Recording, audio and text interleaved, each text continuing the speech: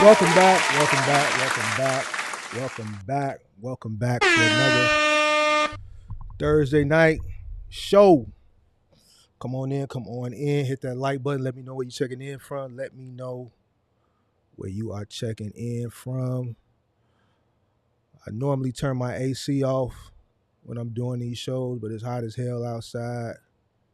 So if you hear noise in the background, it's a duct right over me. You're going to have to thug it out with me tonight. It's hot outside, so it's hot in here. So I got to keep the AC running. Hopefully, y'all don't hear it too bad. So come on in. Hit that like button. Let me know where you're checking in from. I see Axel in the chat, causing trouble already. Shout out to all the MGMs. Shout out to the moderators. Pippi, I see you. Shout out to all the MGMs, the Mentor Gang members. Come on in, hit that like button. Let me know where you're checking in from. Likes is matching the people. I like that. The room is going to build up. Tonight we're going to be talking about procrastinators. I already gave fair warning. If if your heart is just kind of moist, you can't take constructive criticism. I already gave a warning. Don't even come in here. Yeah, because this is business. This is a very dog eat dog world. It's a dog eat dog industry. It's nothing nice about this industry, and I've been trying to tell y'all that for the longest. And then we had a show Monday where we had a young man that came on that, just further reiterated what I've been trying to preach and teach and warn people about. So come on in. Hit that like button. Shout out to Oz. I see you for the super chat, or is it a super sticker? I appreciate that donation to the channel. Hold on, we gotta let them coins drop for that. So appreciate you. Come on in. Let's see where everybody checking in from. Let's get this business out the way so we can get on with this show. All right, we got Pride and Service Junk Removal, Aurora, Colorado in the building. We got Chi-Town in the building, Chicago to Texas. Chicago in the building. I need all the Chicago people to come to the front tonight too. We're going to have our first session tonight. All the MGMs, everybody from Chicago, I need y'all to come to the front. We're going to have our first session. We got to hold some people accountable. We're going to bring some people up on charges. We're going to bring all the procrastinators up on charges. We're going to have our first MGM session. We're going to have to put some people in the circle. They're going to get 2 minutes on the wall, no cover up. Some of y'all don't know what I'm talking about. Some of y'all do. What we got? Shout out to Axel. What we got? Iowa to Michigan in the building. What we got? We got Florida in the building. What we got? I see Axel in here causing trouble. I'm going to have to read some of these messages. I see you going back and forth. What up, Kobe? I see you. Pippi, what up? Milwaukee in the building. Milwaukee, what's up? Philly in the building. Mark, love the content. OG currently on the road. 3 a.m. delivery. Just stopping by to hit the like button and support the channel. Best believe I'm going to catch the rerun. Cleveland in the building. Shout out to everybody from Cleveland. I got just as many Cleveland subscribers as I do Chicago subscribers. So shout out to everybody in Cleveland. Come on in, hit that like button. I see Central Florida in the building. Shout out to all the MGMs. I need y'all to come up to the front. All my Chicago people, I need y'all to come up to the front. We're going to hold our first ever session tonight, man. We got to hold some people accountable tonight. Your value is unmatched. Appreciate you. Shout out to SD Walt. More Cleveland. Shout out to Axel Cleveland in the building. A lot of Cleveland in the building, man. Cleveland is in the building. What up, Mark Atlanta in the building? FBA. Shout out to the FBA, MGM, Sacramento in the building. Gary, Indiana in the building. Hey, man, all my cousins is in the building, man. We got Milwaukee in the building. We got Gary, Indiana in the building. We got Cleveland in the building, man. The Midwest is in the building. Shout out to everybody in the Midwest. What up? Jersey in the building. Grace Logistics. Chicago in the building. Starting look at that. Starting US Pack Monday. Thanks. See, that's what I'm saying. Every time I come on live, and I'm not bragging, but every time I come on live, I get success stories and thanks. This is what we do over here. Results. All you got to do is listen, and you will get results. There's no reason for people to be procrastinating. You got me and Kirk. We here. We not gonna let you fail. All you gotta do is listen. There's no reason to procrastinate. We here. Shout out to Grace Logistics, Chicago in the building. Congratulations on the US Pack, man. No problem, man. Anytime. Nah, Pippi. See, Pippi, you from Texas. You don't understand. Grace Logistics and all my Chicago people. Some of my Cleveland people, my Gary, Indiana people know what I'm talking about. My Milwaukee people. It's probably some Memphis people know what I'm talking about. A few Texas people know what I'm talking about.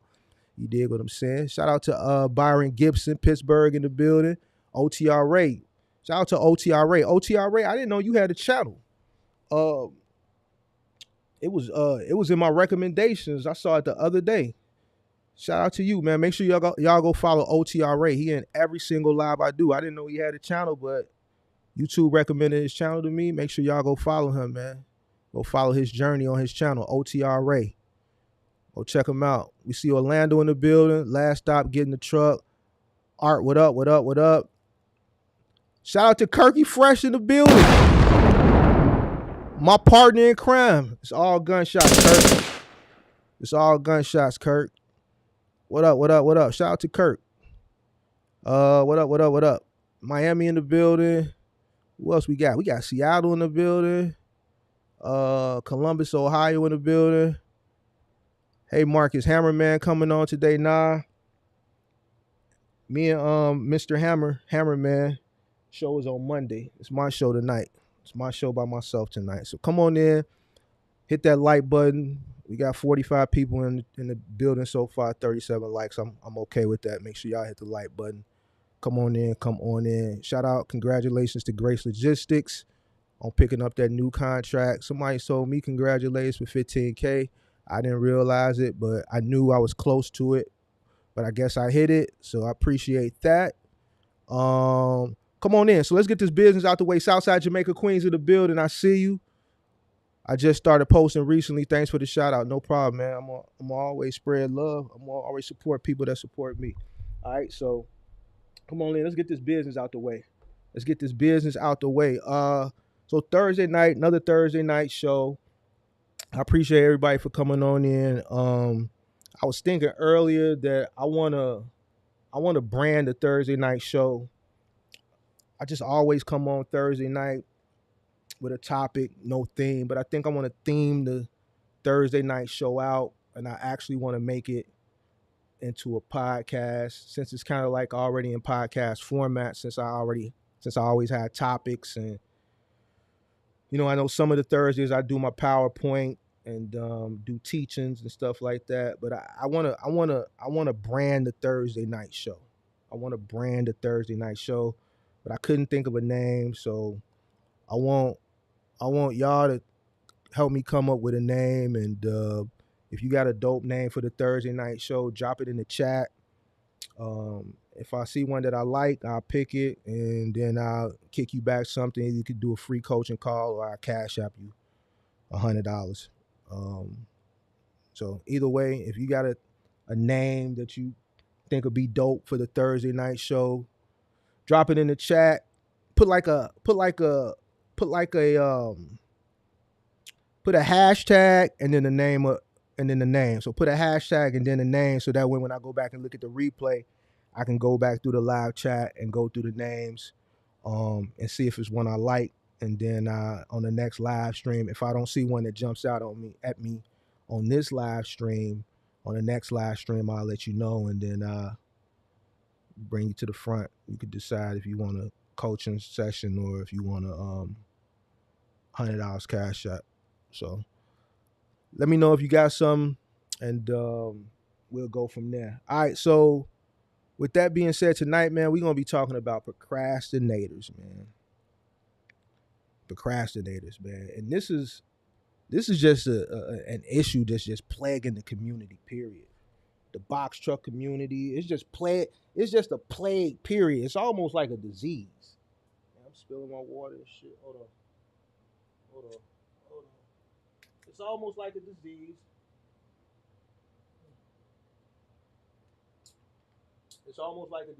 And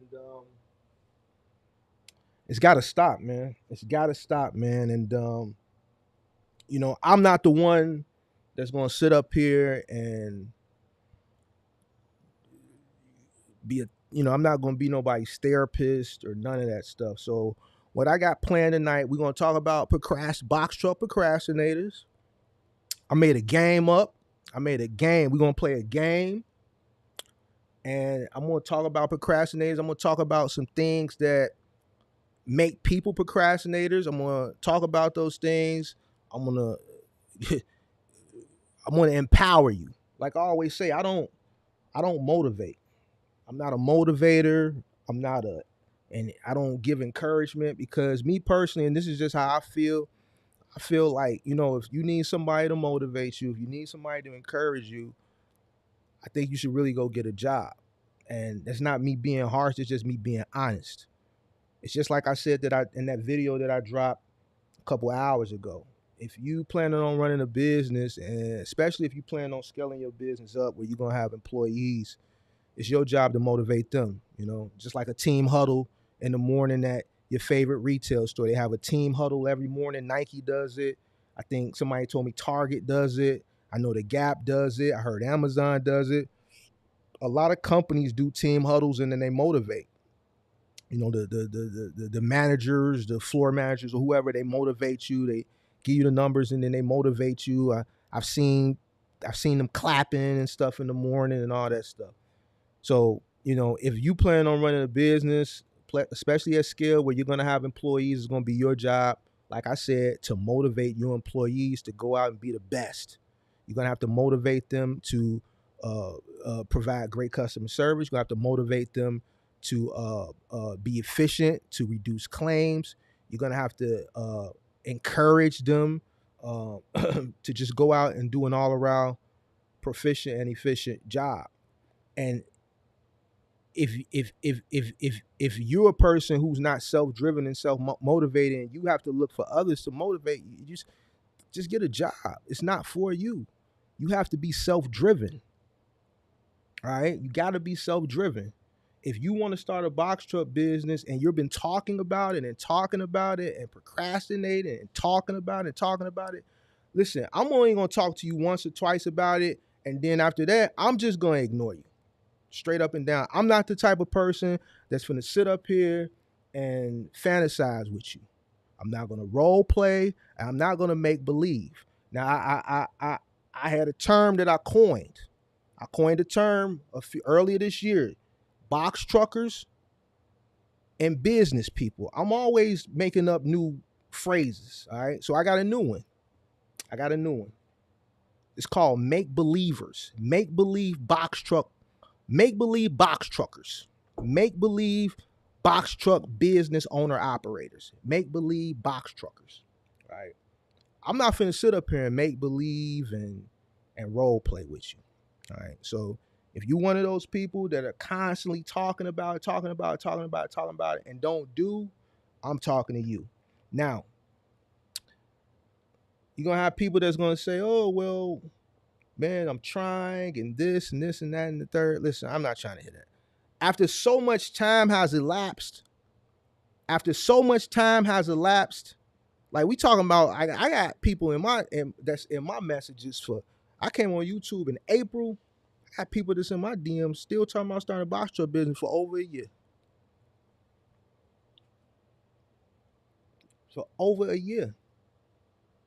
Now, that's fine and all, but what I'm saying is, after so many times, it's only so many times I'm going to sit up here and have these conversations with you. My OG always told me, don't let your left hand know what your right hand is doing, or don't talk about something, just do it. Because if you talk about something over and over and over and over again and you don't produce, then people going to start talking about you. I knew he wasn't going to start no business. He just talking. That's all he do is talk. He don't never do what he say he gonna do. All he do is talk. It's just like me going out and saying, you know what? I want to go get that Rolls Royce Cullinan. I want to go get that. And then I start telling everybody I want to go get it. And then it's fine. But then after a month goes by, 3 months goes by, 6 months goes by, I'm still talking about it and I ain't produced. All your homies done went and copped, then went and bought the new Range, the new Benz, the new this, the new that. And I'm still talking about a Rolls Royce Cullinan. A year done gone past. A year and a half done gone past. 2 years done gone past. 3 years done gone past. 5 years done gone past. And I'm still talking about it. Now, because I'm still talking about it, now they talking about me. My mom always said, don't talk about it. Just do it. Let them see you in it. Pull up. So this is me talking to the people that just keep doing this. Keep doing this. Listen, I could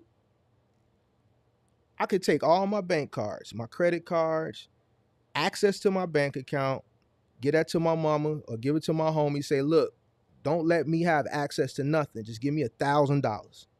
I need $1,000 and just my car, not even my truck. I'm gonna leave my truck, leave that in the garage. Just give me my car and $1,000. And in 3 to 6 months, I can form, start, and be up and running with a brand new box truck business, truck and all. $1,000 in my car. 3 to 6 months. Well, Mark, you already know how to get it up and going. That's fine and dandy, but guess what? I only have $1,000 and a car. So I have to turn that $1,000 in to whatever it's going to cost me to get this box truck business formed, licensed, source the truck, purchase the truck or rent the truck, and everything up and going in 3 to 6 months. $1,000 in a car. Give me 3 to 6 months. Yeah, I know what I'm doing, but remember, I only got $1,000. You know why I will be able to do that in 3 to 6 months? You know how I will be able to do it? Because I'm going to get out there and bust my ass. Pause. I'm going to get out there. I'm going to do whatever I got to do to get it done. So if I have a car and I have to go do T-Force in the morning, I got to deliver StockX sneakers and Zara and however many Office Depot packages I could fit. And I got to go do that in the morning. And then I got to go on Curie or Roadie or this app or that app. And I got to have all the apps running all at one time. And whatever jobs is coming, Curie, Amazon Flex, I'm going to do that. I'm going to do that until I start seeing things in the road that's not there. When I start seeing people in the road that ain't there, then I know it's time for me to shut it down for the night. And then once I get out of that car, either I'm going to scale up from that car to a van, or I'm going to keep being a dog out there in them streets, working them dedicated runs with that car, working them dedicated runs with that car in the evening, in the morning, putting that money up, and I'm going to start that business.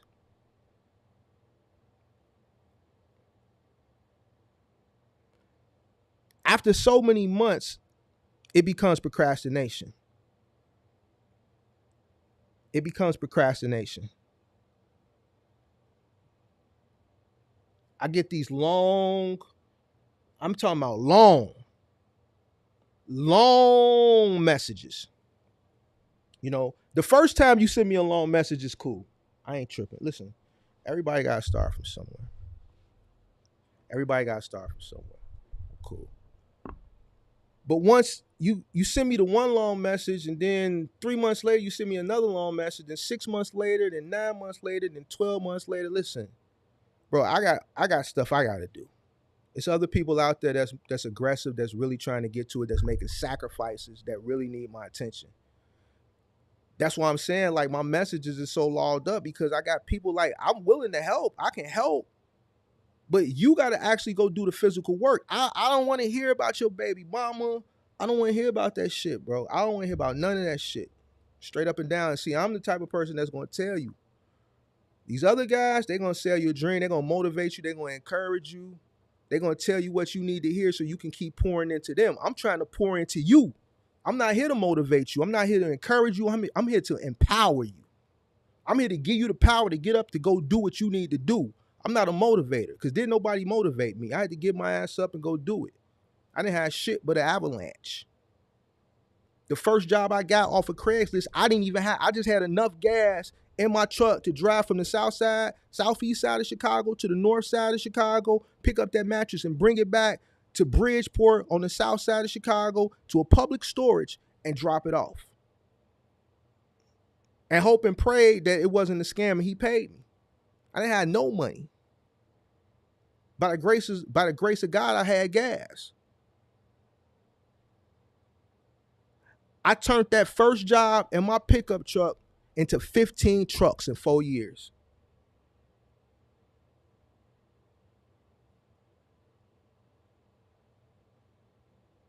And you expect me to sit up in a DM, in a message to fantasize and make believe? I'm not finna do it. I'm not him. I'm not him. I'm not gonna motivate you. I'm not gonna encourage you. I'm gonna empower you. And if what I'm saying is hitting a nerve or you feel some type of way because you feel like I may be talking to you, then I probably am. But I'm not doing it maliciously. You know what I'm saying? I'm not doing it with hate in my heart. I'm doing it to empower you. You know, people talk about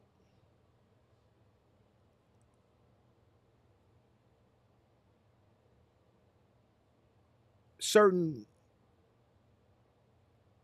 I wouldn't even call them roadblocks. I wouldn't even call them roadblocks. See, things that people look at as roadblocks, to me, I look at that stuff as obstacles. Anybody that knows me, and I swear to God, anybody that knows me from my OG, for those that don't know what an OG is, that's your mama, my old girl. So my mama, my best friends, any woman that I've ever been in a relationship with, they will tell you, once I invest in something, once I put my mind to something, I become obsessed with it.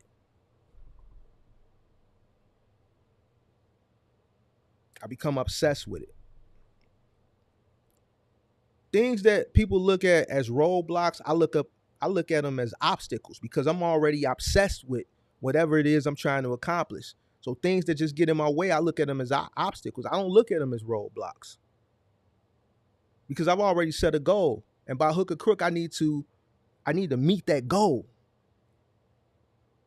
If I tell you I'm going to do something, I'm going to do it. The moment I blurt out, I'm finna go do this or I'm finna go get that, I have to do it because my balls is my word. And I don't want nobody saying, man, I'm just talking or I'm full of cap. So most of the time, if I'm unsure about something, I'm not gonna utter it until I'm sure about it. And then once I say it, I mean it. And by hook or crook, now I gotta go do it because I done put it out there. People say, man, they baby mama, the kids. Listen, I don't got no kids. I don't got no kids. But if I did have kids, you think I'm a dog. If I had kids, if I had mouths to feed, I would be worse. I would be worse. I would be worse. So I don't feel like that's an excuse. The more mouths that I would have to feed would make me more of a dog. Because it's a certain type of lifestyle that I gotta live. So if I got more mouths to feed, I'm not gonna sacrifice my lifestyle because now I gotta pour into my family. I'm gonna still want to keep the same lifestyle I got and give them the world.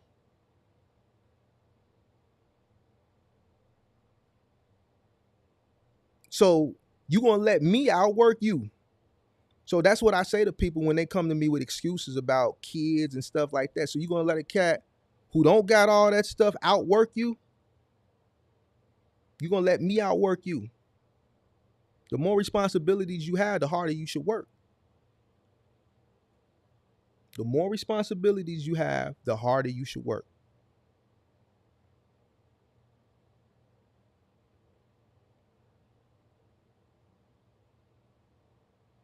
There's no reason I should even have to do a live like this. But we're going to do it. We're going to get it out the way. So we're going to play a game. We're going to play a game. I made a game. Hold on. Let me pull it up. Let me pull it up. We're going to play the Procrastinators game today. Hold on. Let me get this out the way. Ooh, no, we don't want to do that. Let's see here. We want to go transparent. That's what we want to do. We're going to play the Procrastinators game today. All right. So this is a game that I made called Procrastinators. All right. So let's play. Let's play. All right. So what we're going to do here, we're going to go here. We're going to hit play. All right. So choose your game. We got fear game. We got the laziness game. We got the environment game. And we got the lack of confidence game. We're going to play all of them.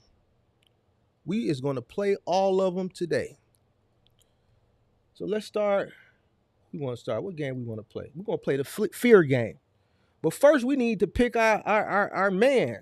So we got procrastinator, box trucker, role player girl. And we got procrastinator, role player, make-believer, box trucker boy. So since pronouns is the big thing now, my pronoun is him because I am him. So we're going to pick him.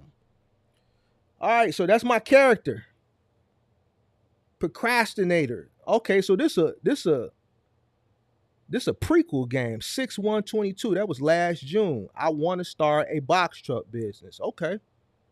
So 6/1/22, my character wanted to start a box truck business.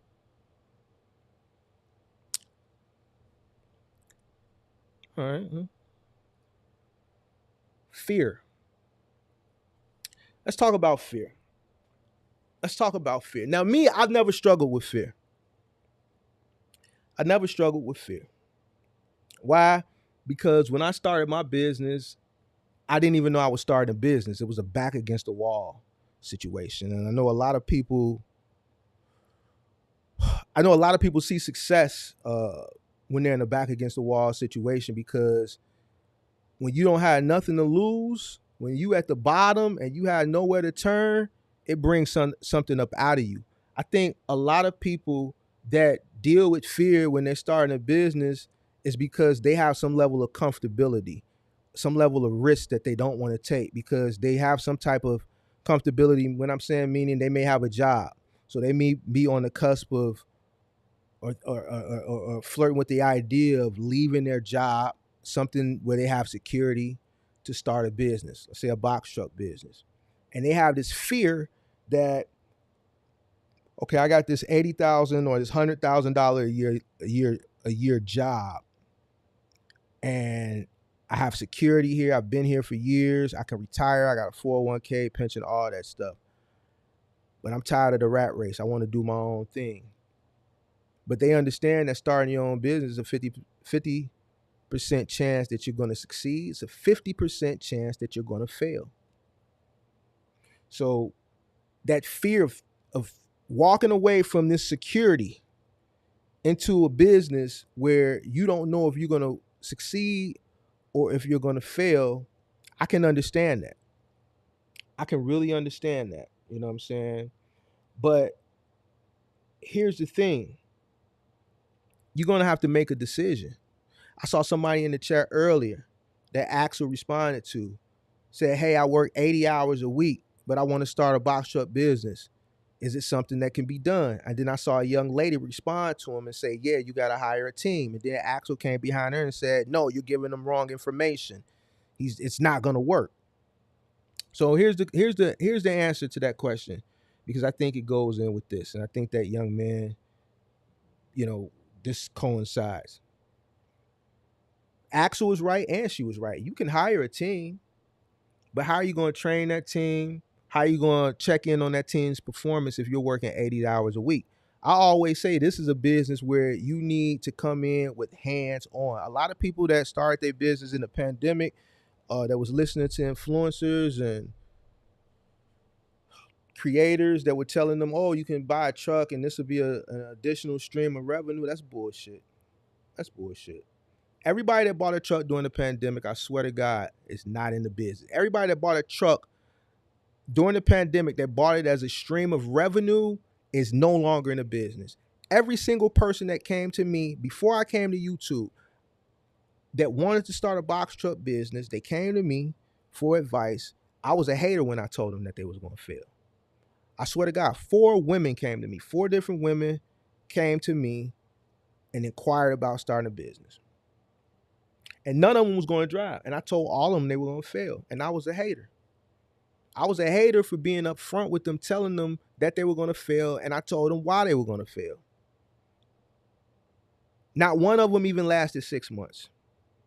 This is a business that you have to be hands-on.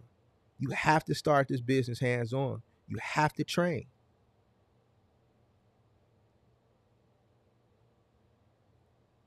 You have to train. So yes, there's a 50% chance that you're going to fail. But here's the thing. With business, it's no guts, no glory. It's no guts, no glory. So if you are the procrastinator that is a procrastinator because of fear, then you need to conquer your fear. My advice to you is you need to conquer your fear and you need to make an educated decision, and you need to weigh your options. You need to weigh your options. This is a business that you need some type of experience. You can go buy your truck. You can put a driver in there. Who's going to train that driver? How are you going to know when the driver's bullshitting you or not? When the driver asks you certain questions that are pertaining to the business, as far as being out in the field are concerned, how are you going to know how to answer those questions? It's not as simple as just buying a box truck, getting a license, getting the truck checked out and inspected, hiring a driver, booking a load, and putting them on the road. It's a lot more to it than that.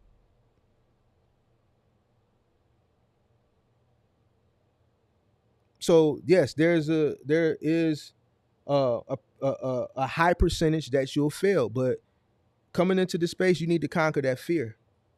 You have to conquer that fear. If fear is what's holding you back, just keep your job.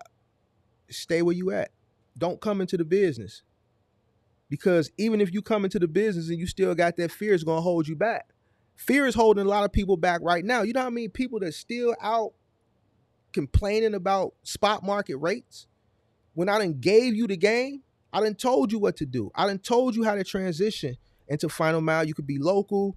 You can make $750 to $1250 a day. You come in here every single Thursday and you see people, thanks, Mark, I just signed up with R&L. Thanks, Mark, I just signed with T4. What they paying? $57 a stop, $52 a stop, $47 a stop, $53 a stop. You see these people coming in here thanking me, shouting me out. We giving them congratulations. And simultaneously, you're still complaining about the spot market. Because fear is holding you back from transitioning. And to me, to be honest with you, I don't see what is it to be scared of. You already up and operational. The only thing you need to do is go apply. Wait for them to onboard you, or go apply, go to the place, apply pressure, make sure they know that you exist, make sure that they know you've applied, keep applying pressure till they bring you in to onboard you. And now you got a dedicated route, either Monday through Friday or Monday through Saturday. You're making somewhere, depending on which company you sign up with, somewhere between $43 to $60 a stop. You're home every night. You're sleeping in your bed. You're kissing your wife good night. You're kissing your kids good morning. You're tucking them in at night. You don't have to worry about chasing down loads, being in competition for loads, complaining about the spot market. But then you tell me, well, man, Mark, it ain't that easy. How is it not that? How is it hard?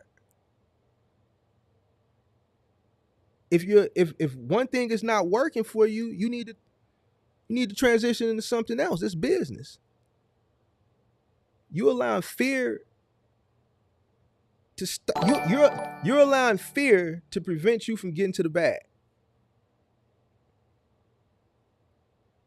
And as long as you hold on to that fear, you're gonna keep losing in whatever it is, whatever lane that you're losing in. OTR, middle mile. And I'm not against OTR middle mile, but that's where everybody is complaining. That's what everybody's complaining about right now. But everybody that's listening to me is transitioning over. I'm giving you the game. I'm giving you the company. I'm telling you what to do. I'm telling you how to get in there. I'm telling you how to apply pressure. I'm telling you how to leverage yourself. You come in here every Thursday. You see people with success stories thanking me. You saw Big Zoe come in here. He said, man, I've been watching your channel, Mark, for the past few months. I'm making so much money now. I'm making mistakes. He making so much money. He making mistakes. You see it. But yet and still, you want to stick with what's not working for you because you're scared to transition over to something that's going to keep you at home and put you in your bed at night. That's dedicated, that you don't have to go worry about and look for. You don't have to go look for routes. You don't have to partial and all this other shit. Once again, I'm not knocking that lane, but that's what everybody's complaining about now. And I'm giving you a solution to the problem, but you're allowing fear to hold you back. So what do you want me to do in a situation like that? How can I help you in a situation like that? I can't. I've done everything that I could do. I'm not telling you, man, I know what you need to do to get out of that situation and get in a better situation. Tap in with me. Hit the link. Hit the link. Tap in, sign up for this mentorship. I'm not telling you that. I'm coming on here every Thursday night. I'm telling you what to do. You ain't got to tap no link. I'm not finna sit up here and hold your hand. I'm not finna catch a flight to wherever you are, ask you for the key, get in your box truck and drive it and go do the route for you. You here because of my knowledge. You here because of my expertise. You here because of my tenure. I'm pouring all of this stuff into you. I'm empowering you. But it's up to you to go do the work. I'm not doing the work. I done did the work already. I'm chilling. I did the work physically when I started the business. I came off the truck once I scaled up. And when the pandemic hit, I had to have my black ass back out there because then nobody wanted to come to work. I'm done. I did my years. I'm 43. I made my money. I'm good. I'm Gucci.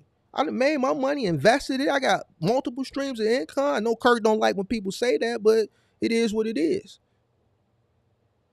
I'm trying to empower you. I'm pouring into you.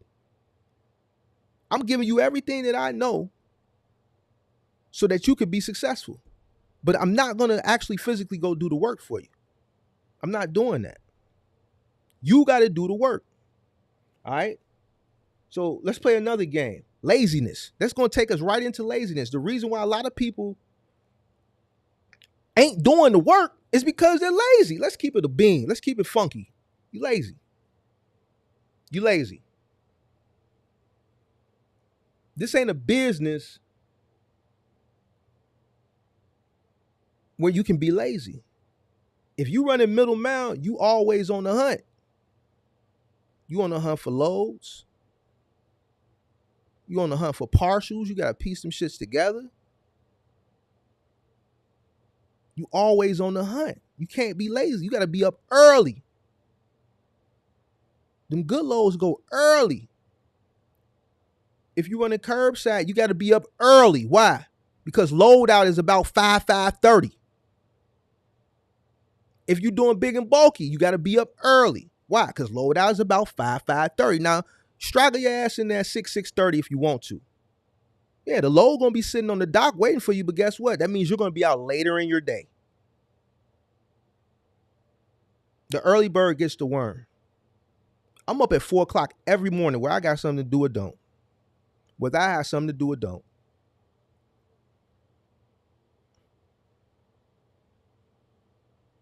If I don't wake up at 4, I'm getting a phone call. My homies like to play games. I got a homie like to play a game. He'll call me to see if I'm up. We'll call to see who's up first. I gotta wake up to a person shit talking me. Man, you sleep? See, yeah, you sleep. I'm up already.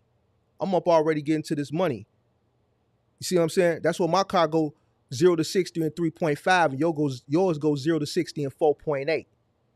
I gotta hear shit like that. Or then I hear him the next day. Yeah, man, and she in here tiptoeing on these marble floors. These the types of games we play. These how me and my homies, we empower each other. We up early, talking shit, empowering each other to get up and get to this bread.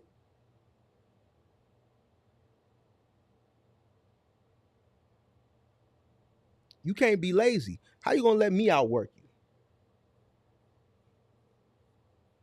How you gonna let me outwork you? I'm an old man. I'm an old man.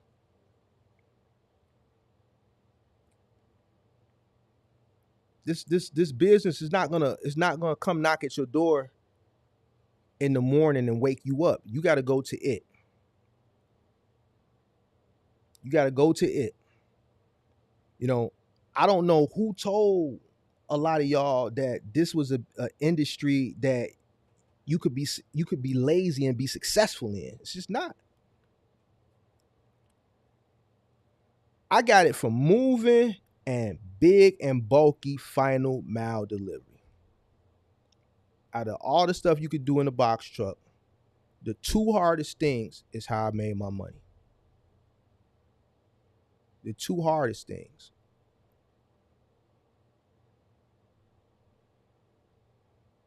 Some of y'all would never be able to go up 3 flights of stairs with a 26-foot box truck worth of stuff. Some of y'all would never be able to move somebody a 3-bedroom apartment from a third floor to a third floor on a 90, 95-degree day. Some of y'all ain't cut like that.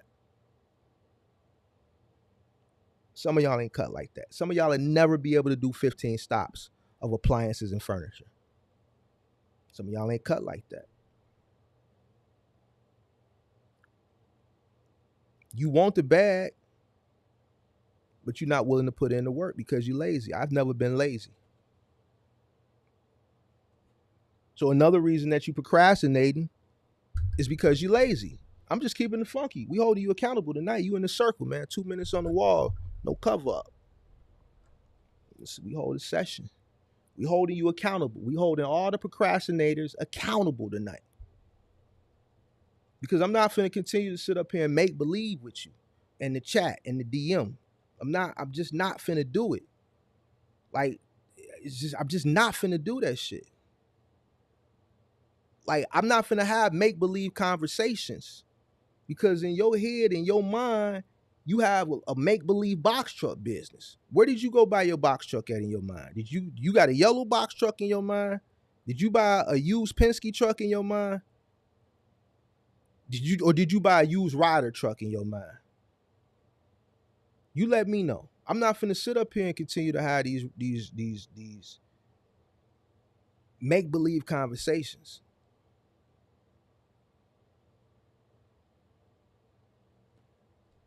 We gotta nip that shit in the bud. Environment. Another thing of why people procrastinate is because their environment, the people that you around. If you around lazy people, people who ain't doing shit, people who ain't got shit going on for themselves, then you're not gonna have shit going on for yourself. I'm just keeping it a bean. I don't care who they is. Everybody that was around me that I came up with that ain't got shit going on, I'm not around them no more. Why? Because we're not on the same level. We not on the same level. I'm on around people that's on my level. What did I tell y'all before? The people that I'm around, we pulling each other up. I can risk everything. I can risk everything and lose everything. Because I put my homies in position in the past, and if I lose everything, they'll put me in a position to put me right back to where I need to be. Because they know how I'm cut. If I take a risk on a business and I lose everything, I can go to somebody, I can go to a few people and they'll put me right back in the position because they know how I'm cut. And they know I'm gonna get it right back.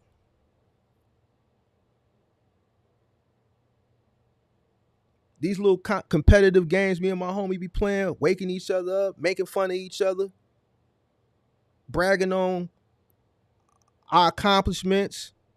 My house better than yours, my car better than yours, your car better than mine, whatever, stuff like that. That's just the way we play and empower each other. Now imagine if I was around people who wasn't doing shit. I'm up here and they down here.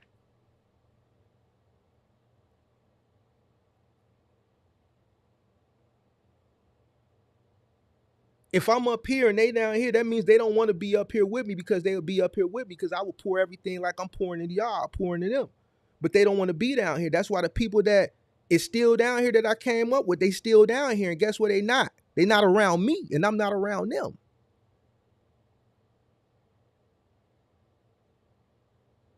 If you want to hang around and drink and party and smoke and lay up all day, then man, you ain't gonna never start a business. And if you so happen to do start the business, you're not gonna keep it long, because you're not gonna do what it takes to keep it and maintain it, because you're gonna be up against dogs like me or some other dogs in here that's part of the MGM gang, or somebody like Kurt. You want to come into do curbside final mile or big and bulky final mile, you're gonna come up against a dog. Or you might be in there a while and it's gonna be a dog that's gonna come in. He gonna want to take your spot. You might have been in there for a year and you got you a nice little cushiony route. But that route you on, that new person that's came in there, that's on the new, he may live in your route. So when he finished that route, he close to the crib, he can go home. So now he trying to outwork you to take that route.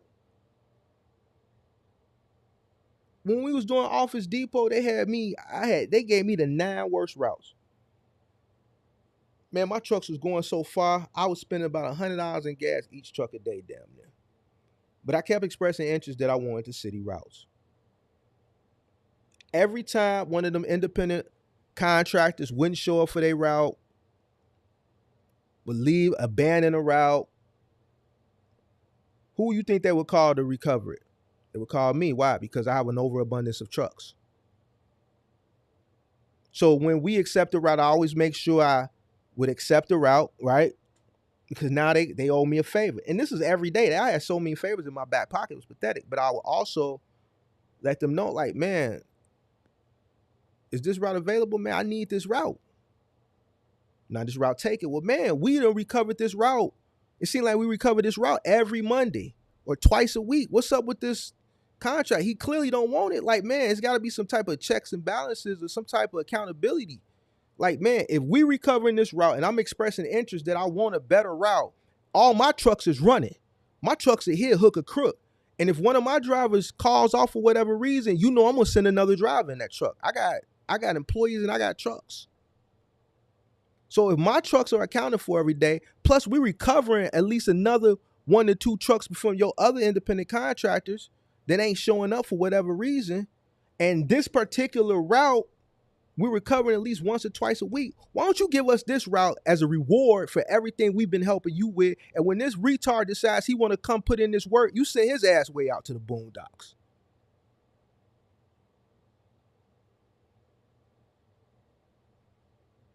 See, I'm grimy like that. Why? Because now my truck is in the city. It doesn't have to travel that far from my warehouse to Dynamics. And once they picks up in Dynamics, he's covering the south side where my yard is at. He's covering all the high schools, Simeon, CVS, South Shore, Bogan, Bowen, all the grammar schools in the area. And once he's done with this route, he's 10 minutes from the yard. Instead of being way up in Gurney, way up in Antioch, way up in Zion, where he got to drive an hour and 45 minutes. He damn near up by the Wisconsin border. He got to drive an hour and 45 minutes just to get back to the city. And then once he gets back to the city at that time of day, it's rush hour traffic. Now he's sitting in traffic. We getting paid, I got to guarantee, we getting paid the same thing whether he's in the city or he's way up there. So guess what? I want to make more money by saving money, and I want my trucks closer. So I'm applying pressure and I'm leaning on. Don't give me no reason to have to do you in or have to do you dirty. My trucks is going to always be there. Let it be a route that I want, and I see you pussyfoot and you playing. I'm gonna come take it from you.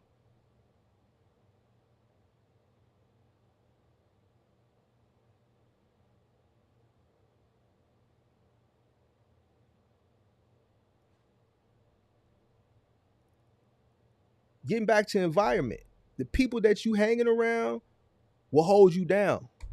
If you want to be a business owner, you don't necessarily have to be a box truck business. You gotta be around people that's gonna uplift you, that's like-minded, like you.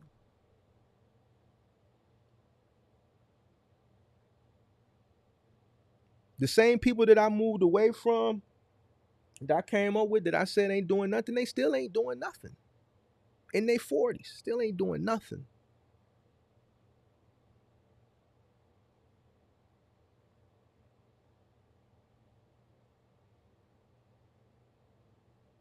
Sleeping all day,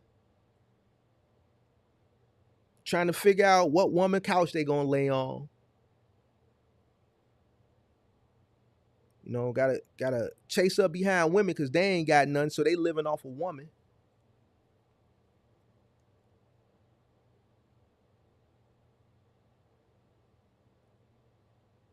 Bunch of kids running around because they didn't want to do better in their life. I can't be around people like that. Because the only thing that's do that sad environment is just gonna bring me down. It's gonna make me sad, and it's gloomy and it's dingy and it's dusty, and everything around me bright and vibrant. I don't want to be around that. I want to be around people that's uplifting, that's innovative, that's creative, that's sparking interest, that I can have intelligent intelligent conversations with, that are gonna push me and motivate me, not push me and push me and empower me. We don't motivate.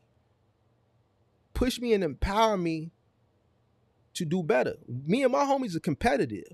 We competitive. Like, if you got to hang around us for a day and see how competitive it is, it's almost like, it's almost disgusting. Like, but we cut like that. We can take it. You know, we got some homies that we be like, no, we can't play with him like that because he can't take it. But like the top dogs, like, we can take it. We rough. We say some cruel things.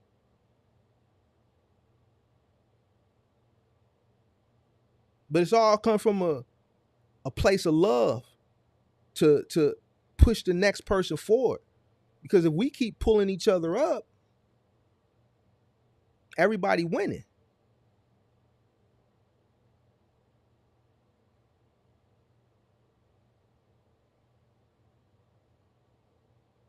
So, you know, you got to change your environment. If your environment is what's holding you back, you gotta change your environment. I don't care who the person is. It could be a spouse that's hating on you, a girlfriend that's hating on you, a boyfriend that's hating on you, some homies that's hating on you, some girlfriends that's hating on you.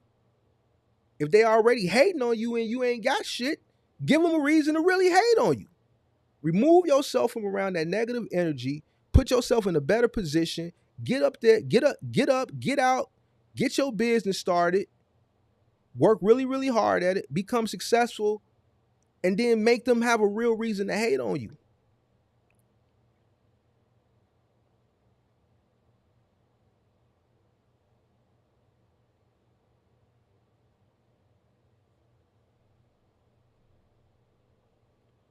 Let's play another game. Lack of confidence, man. Lack of confidence. Listen, if I could do it, you can do it, man. And I know that's like a generic phrase, but if I can do it, you can do it. I did it with nothing. It's more opportunity, it's more money out here now than it was when I got started.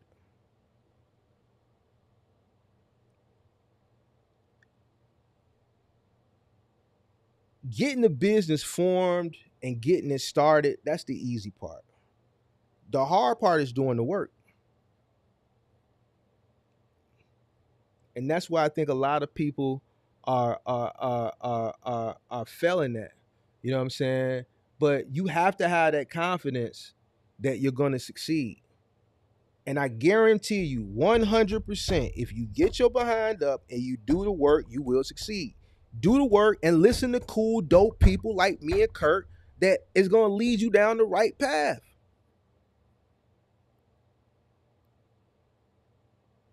Like, I done been on YouTube since April 2022, so a year and 3 months.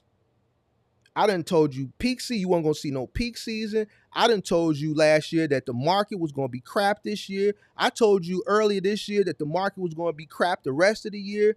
I told you James was gonna fail on his trip to California. I told you a bunch of stuff, and I've been 100% correct. I've showed people how to make money. I've showed people how to transition. I introduced you to curbside, final mile industry. I've showed you how to start a moving company, be successful at that. I've showed you how to pay yourself. I showed you how to pay people. I showed you how to do your taxes. I showed you how to structure your taxes. I showed you how to create a business plan. I've showed you how to scale your cargo van business. I've showed you how to start a cargo van business. I showed you how to start a box truck business. I showed you how to go into logistics companies and lean on people. I told you what to say and what not to say. I told you where to go and where not to go. I told you how to apply and how to go about leaning on them to pull you in.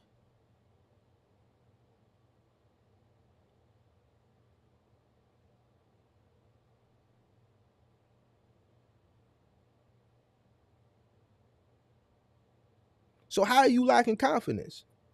You got me and Kurt. Only thing you need to do is go get the business, form the business, start the business, pay attention. Pay attention. That was the whole purpose of me linking up with Kurt. I said, man, if me and Kurt, we better together than we are apart. And me and Kurt never had a beef. But once we interacted and we started collaborating on stuff, I said, I want to do a podcast. I came up with the podcast and I said, you know what? He does middle mile partials. He really understands that. He has that on lock. I got the final mile on lock. This is the box truck game right here. So we stronger together than apart. So we formed this bond and we bringing y'all everything that y'all need to be successful no matter what direction you want to go with your box truck outside of Amazon. So I don't understand how is anybody lacking confidence? We give you enough information without charging you within these live streams, my live streams, his live streams, and then the Wiseman podcast that you should be successful. I got people that come on here every week that haven't paid not one dime for a coaching call. They have been successful, have transitioned their business from failing to successful just from watching these live streams and watching the videos.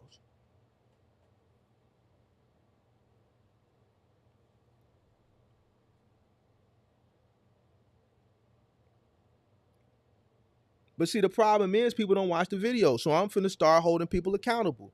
I had a coaching call yesterday. You probably watching. Don't be offended. Man, you in the circle, man. We holding people accountable tonight. We gotta put you on the wall. 2 minutes, no cover up. You in violation. I put the videos out. People watch the videos, get the information, and the moment I name a company, they cut the video off. Then you call me, man, I applied with this company. And it's just this one person from yesterday. It's a few people that's done this. Man, I called T-Force and I called R&L, but they ain't got back to me. What else you do? What you mean what else you do? You said just apply with R&L or T-Force in the video. What else I tell you to do in the video?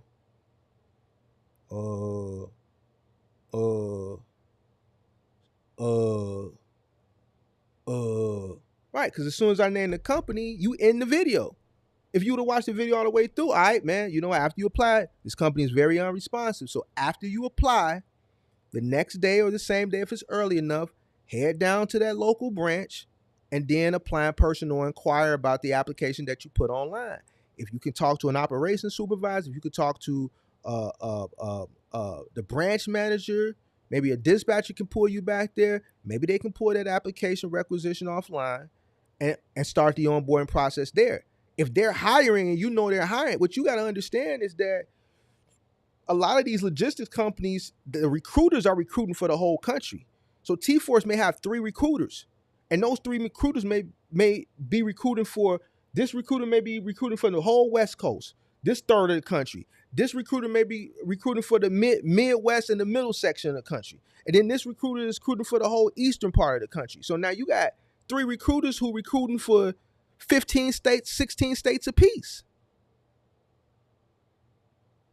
So you got a bunch of people that are applying online, on their website, on Indeed ads, Glassdoor, whatever have you.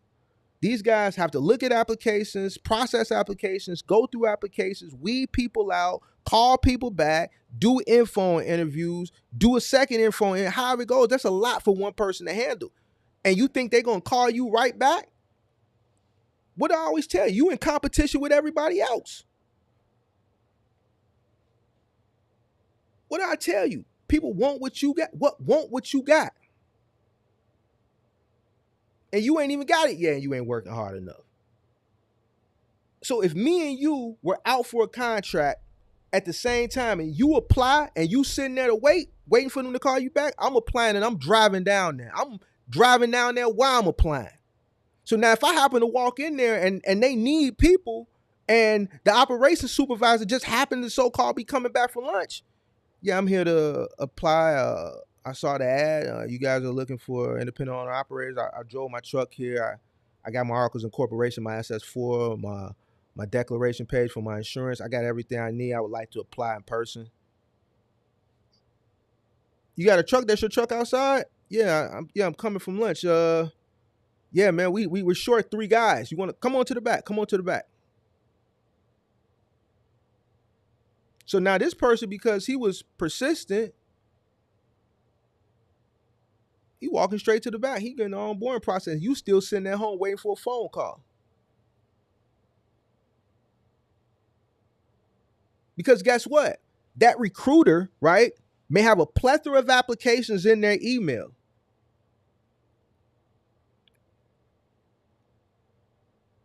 But the person right in front of them is in front of them. So that's making their job easier right now. That person is in front of them right there, willing and ready to get going. So why do I got to go through 1,000 applicants online when I got somebody right here? You waiting in a cesspool full of other people that's waiting. It's less people going down there inquiring than it is sitting at home, applying online, and waiting. I said they unresponsive. You're not going to talk to nobody on the phone. Nobody's going to email you back. You got to go there in person. And I say it over and over and over and over and over and over and over again. But yet and still people, yeah, I saw your video. I applied with T-Force. They ain't called me back yet. Did you go? No. You didn't tell me to go. Yes, I did.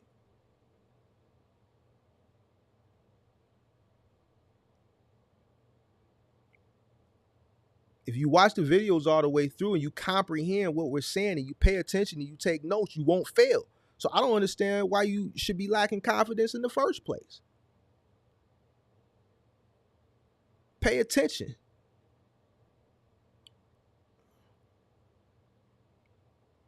I have yet, not one person since I've been on YouTube has said that they failed because of my coaching or my advice or my teachings. Not one person.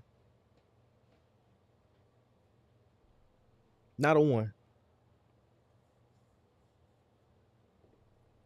Experience and tenure. I'm not going to tell you a bunch of bullshit because I want something from you.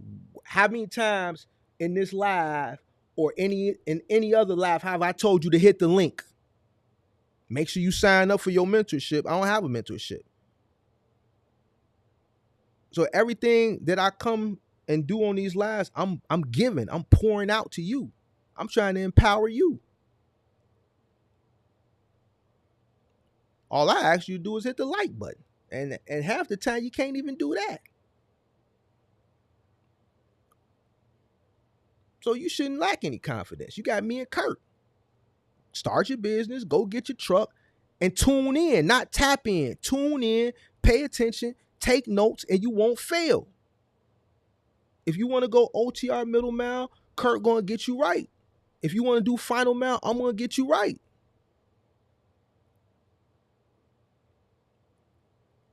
It don't make no sense to me, man. It don't make no sense to me. Now we lost the game. See, we lost the game. 7:20. We started. What did we start the game at? 6-1-22. Now we at the end of the game. 7-20-23, which is today. And my player still saying, I want to start a goddamn box truck business. A year and a month later.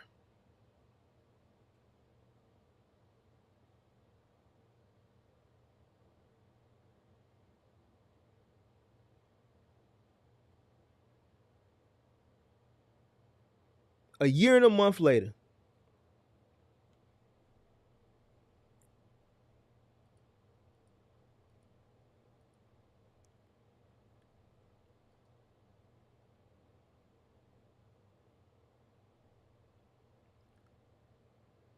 So y'all got to figure it out, man. You know, what the poll say? What does poll say? We got 82 votes. 45% said they roll, and 45% said no, not yet. And we got 10% says, nah, I'm tweaking, I'm procrastinating. So about half and half, 45, 45, and 10. So that means half of the people that watch is running, the other half ain't running. Let me tell you something about the people who not running, whether you procrastinate or not. Box trucking is boom and bust. Supply and demand, boom and bust. Right now, we in a bust cycle. We in a bust cycle. I'm not finna explain to you boom and bust. Go look it up, all right? This ain't an economics class tonight, all right? It's boom and bust. Just understand boom means good, bust means bad. Right now, we're in a bust cycle. But I think this is a great time to enter the space now. So if you're on the fence about starting for whatever reason, because people are running around the internet saying bullshit or it's trash, things of that nature, it's because they don't know what the hell they doing. The people that listen to me is making money right now. The people that listen to Kirk is making money right now. The reason why it's a good time to get in right now, truck prices are low, interest rates are high. Truck rates are low. But the reason why I'm saying now is a good time to get in is because just like any other thing, history repeats itself. There's cycles in business. Just like there's cycles in the stock market, there's cycles in business. Right now, we're in a bust cycle. But eventually, we're going to be back in a boom cycle. Now, do you want to wait? Are you the type of person who's a bandwagoner? That's another term I'm going to use. Are you a bandwagoner box trucker? You like to join the bandwagon where you one of the people who joined the PPP bandwagon and wanted to start a box truck business? Or are you going to think outside the box and you're going to think for yourself as an individual and outsmart the bandwagoners? Now's a good time to get in because you want to get in now before the boom cycle comes back around and then everybody rushes back into the industry because you're going to have some retards coming into the internet that don't know shit about shit. They're going to be looking at Google Trends and they're going to see box truck business trending again. They're going to start creating content, don't know what the hell they're talking about, and then you're going to start listening to them because they're cool. They're cooler than me. Little do you know they ain't cool at all. I'm cooler than them. But you're judging me because I come on here every night in a white t-shirt and they sitting up there in a Dior t-shirt or a Burberry t-shirt or a Burberry polo.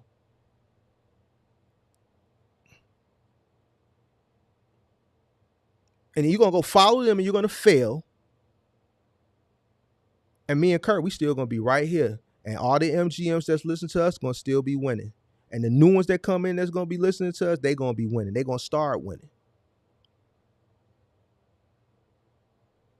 And the people who get in now that have been on the cusp of getting in or thinking about getting in, they get in now in this bus cycle and they listen to me and Kirk and they make it through this bus cycle and they're making money in this bus cycle. when the boom cycle comes back around, they already going to be in position. They're already going to be in position. They're going to be a little bit experienced under their belt, a little bit of tenure under their belt. They're going to be experienced. They're not going to have to go through all that bullshit that all these other newbies going to have to go through. They're going to have a great rapport with me and Kirk. So when they reach out to us, they're going to get priority over all the new people that's bandwagon because it's a boom cycle again, and the box truck business is trending and everybody's trying to get into it and whatever else. It's money out here.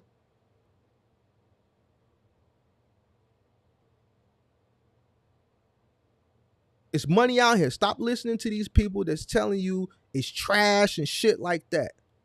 Because it's not. It's normal. I've been telling y'all it was normal last year. This ain't trash. This is what it is. And if you're waiting for a brighter day, then keep waiting. This is normal. You know why these guys are running around saying it's trash? Because they came in during the pandemic when rates were really high. So they don't know what normal is.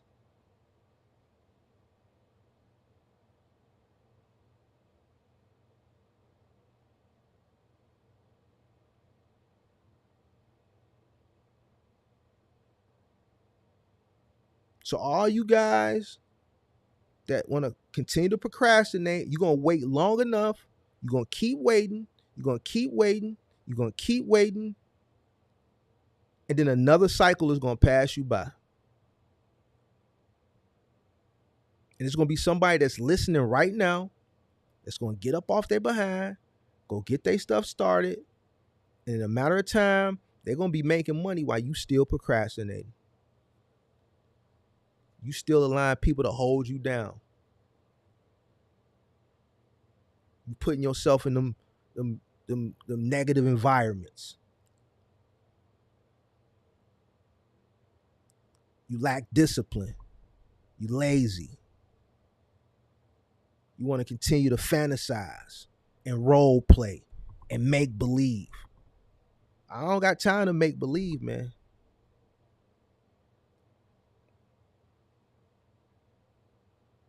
I'm disciplined. I'm very disciplined. And you're going to have to get some type of discipline about yourself too. If you really want to get to this money and you really want to start this business and you really want to be successful. Here's the thing. This is a reality check. It's not as sweet as what so-and-some told you it was. And y'all see that now. It ain't that sweet. All your favorite content creators, they not here no more. They abandoned you.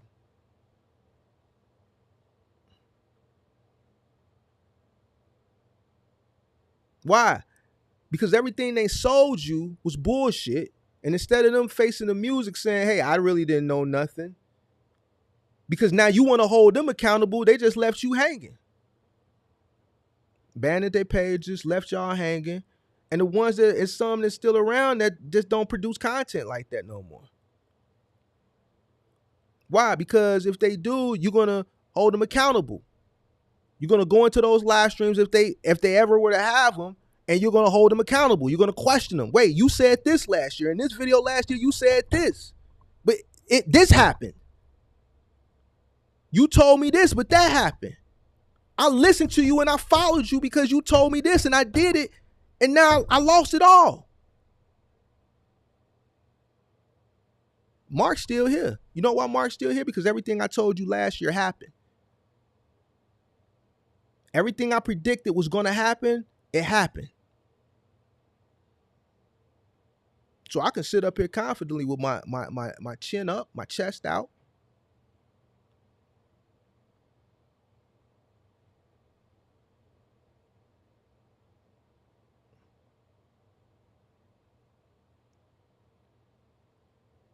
So the game over, man. We held people accountable today. So what I'm gonna do is, if you ain't started your box truck business, whether you a procrastinator or not, whether you think you a procrastinator or not, I'm gonna drop this link. I'm gonna drop this link because it's real quiet in here tonight, man. It's real quiet in here tonight. It's real quiet. So what I'm gonna do is I'm gonna drop the link, and man, if you feel like, man, you know, you want to come up and you got something to say or whatever, I'm gonna come on up. I'm gonna drop the link. I really ain't got nothing else really to say. I ain't said what I had to say. So after this live, I'm just gonna get back to dropping my dope content and doing my education. You know how every once in a while I gotta do a reality check. You know I gotta do a reality check, and I'm qualified to do it. Why? Because I pour so much into y'all, and that's why I don't get pushback. Like Kirk, well, man, Mark, why? And you know, shout out to Kirk. Like we had this conversation yesterday. Kirk pours a lot into y'all too. You know what I'm saying? He thinks it's because I'm American and he's Jamaican. But I can't really answer that question. But what I can answer is I know I pour a lot into y'all. That way when I give y'all reality check and I hold y'all accountable, I don't get no pushback. Because y'all respect what I'm saying, because you know I'm here for y'all. So man, wake up, get up, stop being lazy. Start holding yourself accountable. Stop looking to people to motivate you and encourage you. Stop listening to these people that's making this content with the motivation content, with the words, and you see the people and you don't see them, and you see the rays, the light, like God is shining. Stop listening to all that bullshit. That shit is propaganda to sell you some shit. It's propaganda to get you to buy into whatever it is they selling.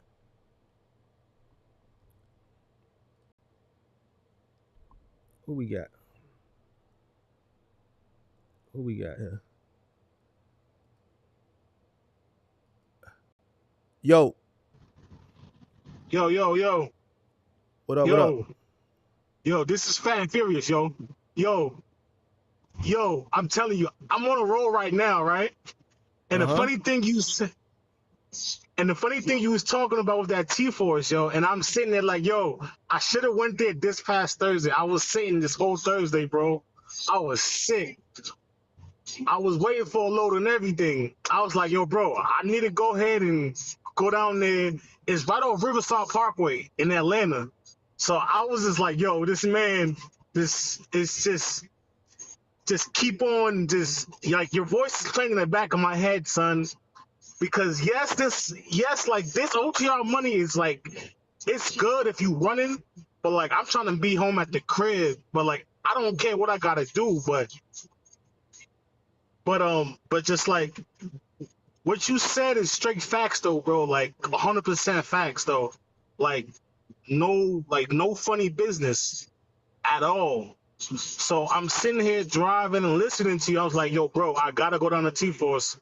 And now that I tuned in and everything, I'm like, yeah, bro, next time I'm in Atlanta, I'm definitely gonna pop up and be like, yo, what's the deal? You know what I'm saying?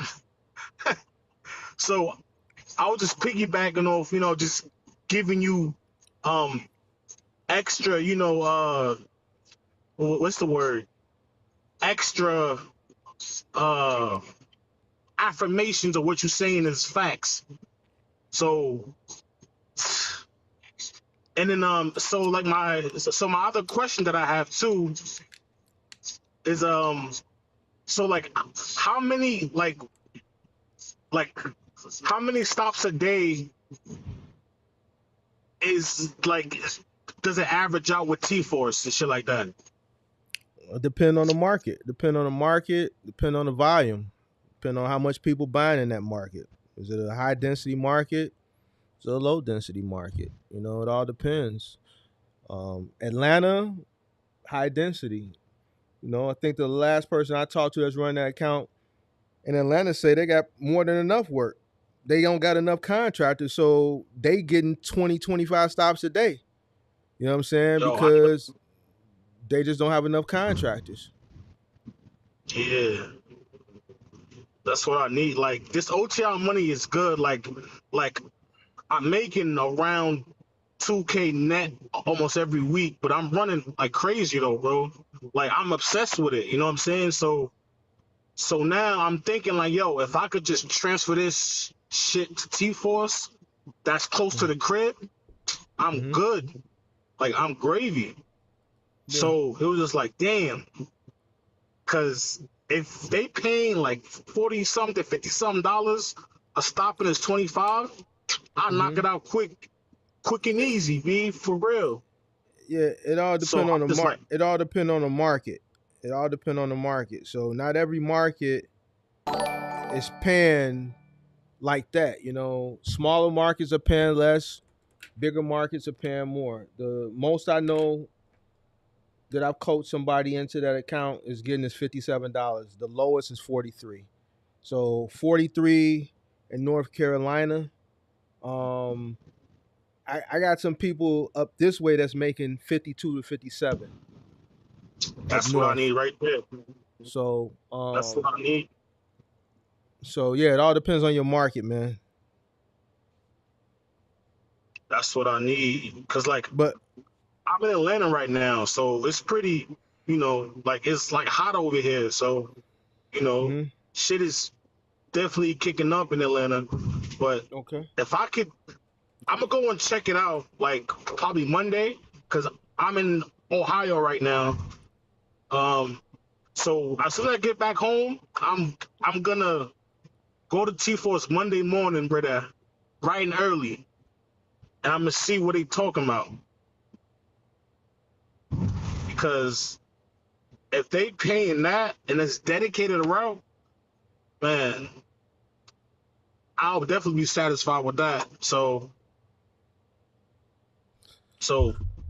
I need to take your advice on that shit though, for real, because it been in the back of my head though, for real. So you know, I appreciate the words of empowerment. You know what I'm saying?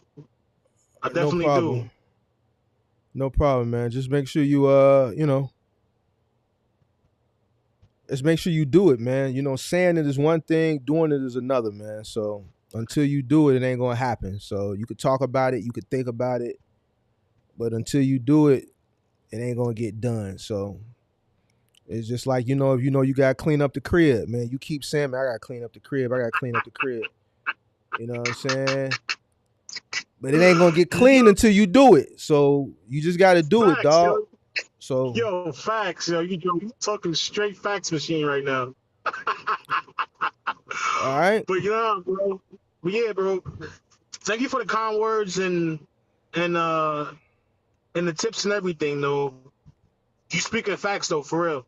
So Appreciate you for chiming in, bro. no problem, brother.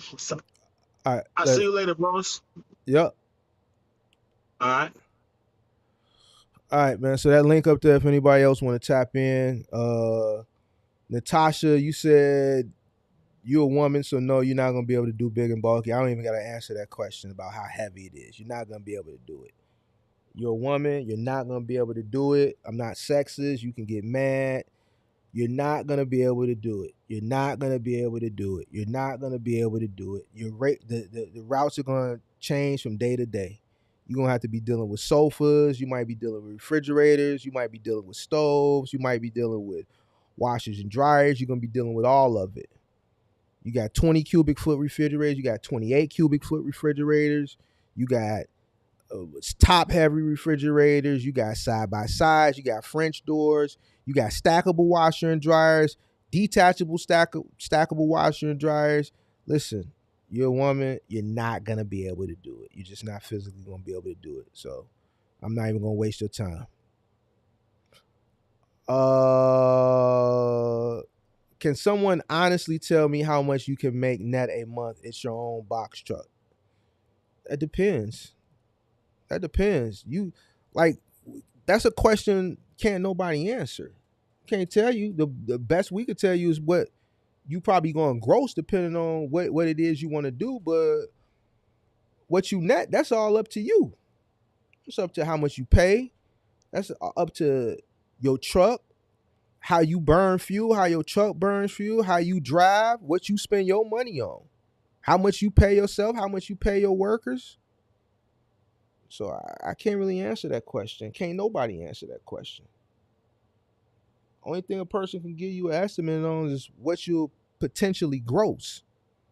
But can't nobody give you an estimate on how you spend your money.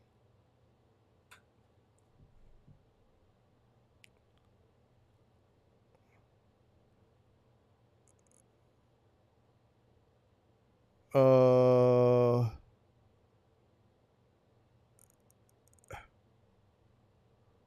right, I'll drop that link.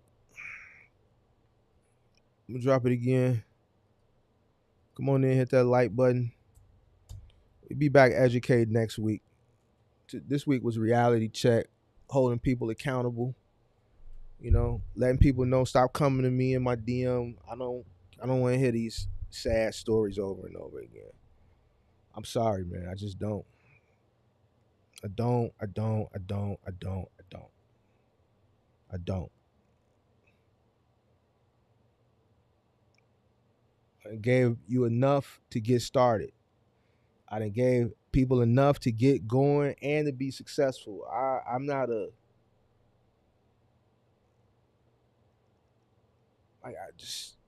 I don't even know what to say, bro. Like I just don't like to role play, man. I don't like to make believe, man. There go the link. A lot of these YouTubers just keep their fronts up. Let me see. Picking my truck up this weekend in Nebraska. Congratulations. All right. There we go. We got somebody that's picking their truck up. They deserve it. How will UPS strike affect us? Well, it shouldn't affect you at all if you're doing final mile. If anybody's going to affect, it's going to affect FedEx. They're going to get hit with an overabundance of freight that they're not going to be able to handle. So I don't like the stuff that I talk about is big and bulky. UPS doesn't do big and bulky. UPS does small parcel. They're a small parcel carrier. They're the largest trucking company in the country, but they focus on small parcel. They don't do refrigerators, couches. So it's not going to affect anything over here. The number one company they're going to affect is FedEx, in a good way and a bad way. Good way because they're going to get all that freight, which is going to be good for them financially. But the bad thing is they're not going to be able to accommodate it all. So to answer your question, it's not going to affect anybody over here at all.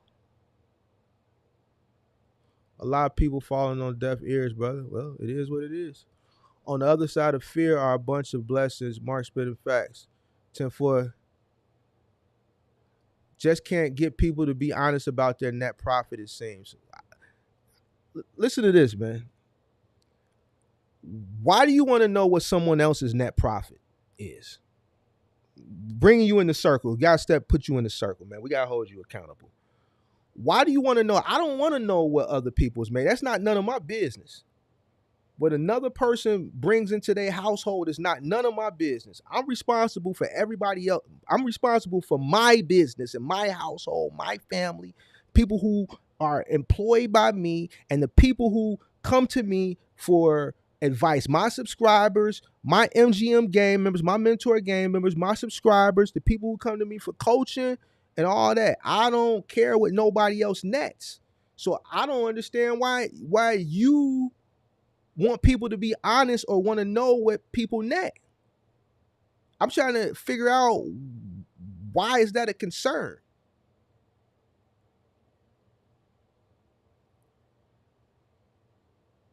Why is that a concern?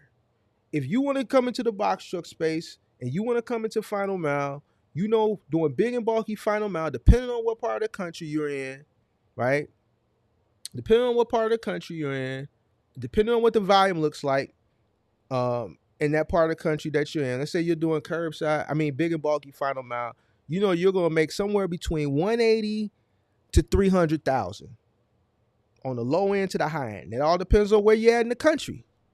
Depends on the volume and depends on how much you can handle. That's gross. Now, how you pay people, where your route is at, is going to determine how much fuel you're going to spend, what you pay people, and all the other miscellaneous variable and fixed costs that's associated with your business, how much your truck note is, how much your rental truck rate is, how much you're paying for insurance. How can someone give you what they net? How can someone give you an estimate what they net? I don't know how long you've been watching the channel.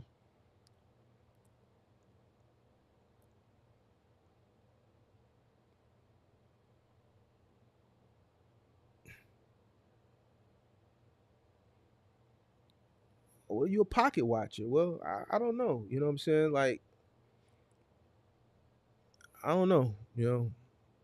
Pocket watching ain't gonna put no money in your pocket. I don't pocket watch people because the time that I could be spending watching somebody else's pocket, I could be putting money in my pocket. So I don't know. I don't know.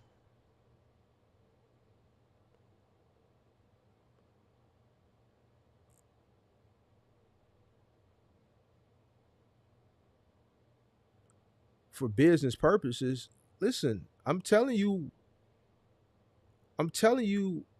what the average gross is. Everybody's listen. At my peak, I was able to operate on a 20% margin. Not everybody can get to a 20% margin. The average is 2 to 6%. You got some people that can't even make 2%. You got a lot of people that's operating in the loss. That's why so many people complaining now. All right. So me, throughout my career, I've been able to operate at 20%. 20%. But you gotta understand, my trucks were a lot cheaper when I bought my trucks back in the day. Uh the earlier parts of my tenure in business, labor was a lot cheaper. Um, I did a lot of things on my own. I was blessed to have a warehouse, so I was able to wash my own trucks. I began cross docking, so I didn't have to send my trucks to a 3PL every morning after a while. All the freight was middle mile to me. So everything we delivered came straight from my warehouse straight to the consumer. So a lot of fuel was saved because I didn't have to send a truck from my yard to a 3PL and then from the 3PL to the consumer. So how I was able to operate, how I've been able to operate is going to be different from somebody else. What I've been able to make and profit, my profit margin, somebody else's profit margin might not be 20%.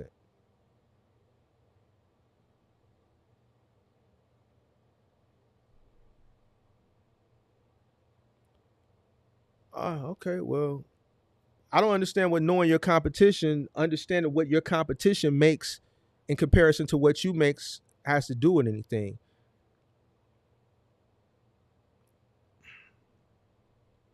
I really don't understand. So I don't know if you trolling. I don't know, but I don't know. Let me see. CDA said T-Force hit you back. All right, with my car and SUV, don't even have my van yet. So if you're gonna go get it in your car, cool. That's what I'm talking about. Do what you gotta do so you can get to where you want to get to. You know what I'm saying? So if you gotta use your car to get things going, then so be it.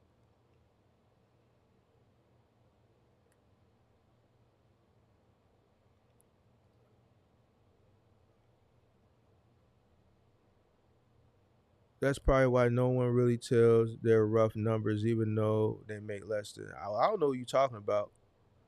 I haven't made less than $100,000 in over 14 years. So yeah, I think he trolling. Yeah, I definitely think he trolling. But you can keep him in here. Just if he get outside, if he get outside the box, then you know already what to do.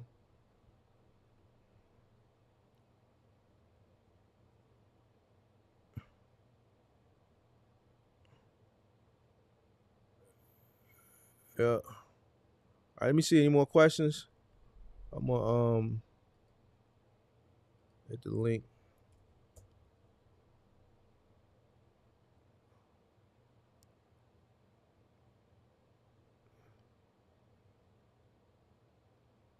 All right, anybody else want to come up? You welcome to come up.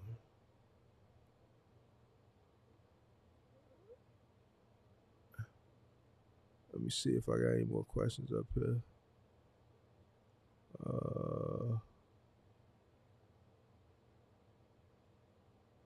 Vince said it's getting real for me now. I got my truck, got my authority. It's time to drop insurance and get to work.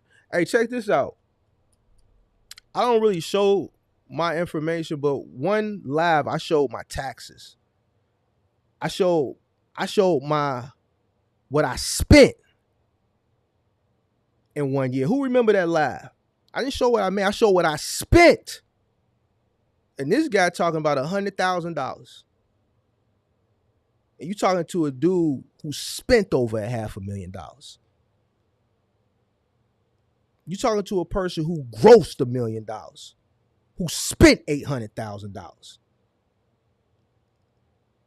So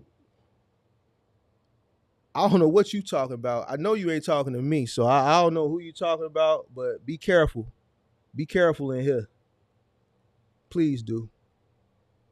You're welcome to come in here and kick it, pick up some information, pick up some knowledge, learn, but just be careful, man.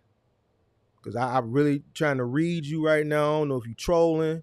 I don't know what you're doing, but, be careful.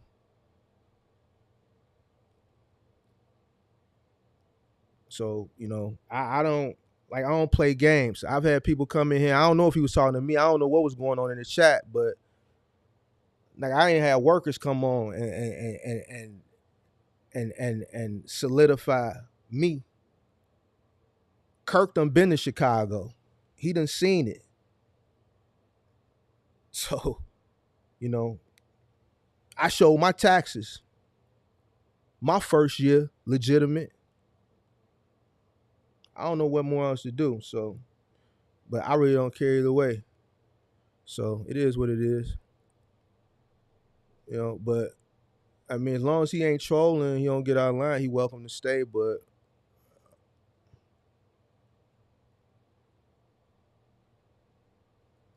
I looked at some of your other videos that talked about financing. Would you recommend that for newbies? When you talk about financing, like financing a truck, man, I'm gonna be honest with you, man. I only financed 2 trucks, but that was after I had already had a couple trucks that I had bought outright. So, I've never, when I started buying trucks, I had money. I saved up enough money to buy that first truck, and that first truck was able to buy that second truck 2 months later. Financing a truck to get going, that's something I just, I never did that. I was just in a blessed situation. I was able to buy. If you could save up enough money to go in and buy a truck outright, that's what I would suggest. But I guess if you're not in that type of situation financially, then I would, finance a truck versus renting one in today's times. Renting a truck back when I got started versus renting a truck now is 2 different ball games. You know what I'm saying? You could rent a 26-foot truck then with $450 a week, 12 cents a mile. No down payment, no deposit, no none of that. They just swipe your card for $450. They're gonna give you 1,500 free miles, $450 plus taxes. Once you hit that 1,500 miles, they'll charge you 12 cents a mile. And when they call you next Friday or next Thursday, whenever they rewrite your contract, what's the mileage on the truck? You tell them the mileage. If you went over, whatever the difference from whatever the 1,500, whatever the difference is, they charge you 12 cents a mile, and they charge you for the next week. Simple as that. So if you were to come into the space now, I would definitely finance a truck, but I would try to pay a lot of it, as much as you can, without dipping too much into your working capital, and get it out the way. That's me personally. You know what I'm saying?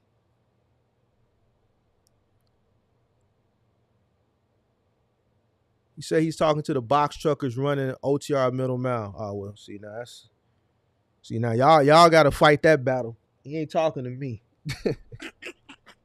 Y'all gonna have to fight that battle, man. What Kirk at? Maybe Kirk could come in here and spar with you.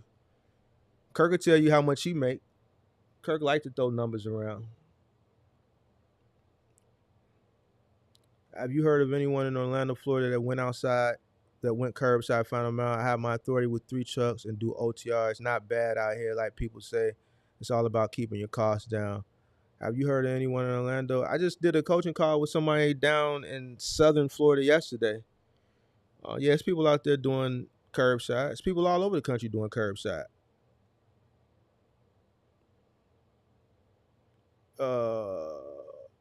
Getting some floating money for the company and best place to get a fuel card from. If you only got 1 truck, I wouldn't suggest getting a fuel card. I would suggest getting a credit card. Fuel cards, a lot of fees that are associated with a fuel card, and it just doesn't make sense to get one if you don't have a fleet of trucks. Um, but you do what you want to do. The fuel card that we've always used is Universal Premium. Um, Now, what was the other part of your question? Financing a truck. I said that wrong. Getting some floating money for the company. If you want some money, I don't know how long your business has been in business. I don't know if you've generated any revenue yet, but if you've been in business at least a year, you don't have enough tenure yet to go to a traditional bank for a traditional loan. So you're gonna have to look at a hard money loan. You're gonna have to look at a company like On Deck, Credibly, companies like that where they're gonna give you a hard business line of credit or a hard, loan. Either a daily debit, which you want to absolutely stay away from, or a weekly or a monthly loan. Them types of loans I would advise you to stay away from. If you just don't have enough money that you feel comfortable with starting the business, I would try to figure something out to save up the money, to get the money up. I wouldn't suggest getting one of those hard money loans. If you want to do a hard business line of credit, that's a little different because that money is just sitting there. So if you don't touch it, it's not affecting you. And let's say they give you 10,000 and you need 1,000, that 9 is sitting. You only gonna have to pay on that 1,000 interest on that 1,000. So I would recommend that before I recommend a hard money loan, because they gonna do a high interest rate. They either gonna want to do a daily debit, a weekly debit, and it's just gonna take too much of your cash flow, because they hitting your card, they hitting your account every single day or every week. So it ain't good, man.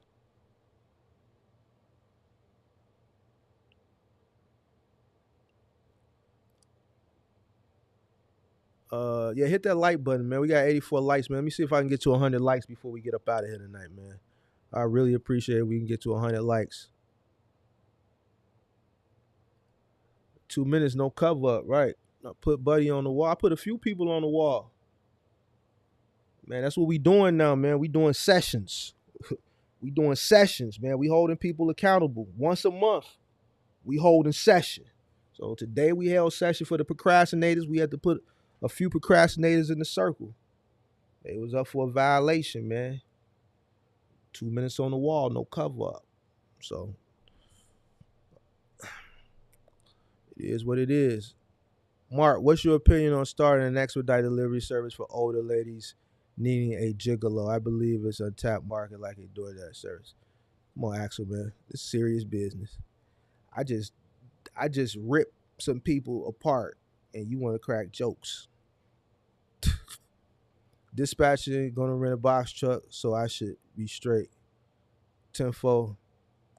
I'm gonna drop this link one more time. Let's see if we can get those likes up to 100. And then if anybody want to step on up,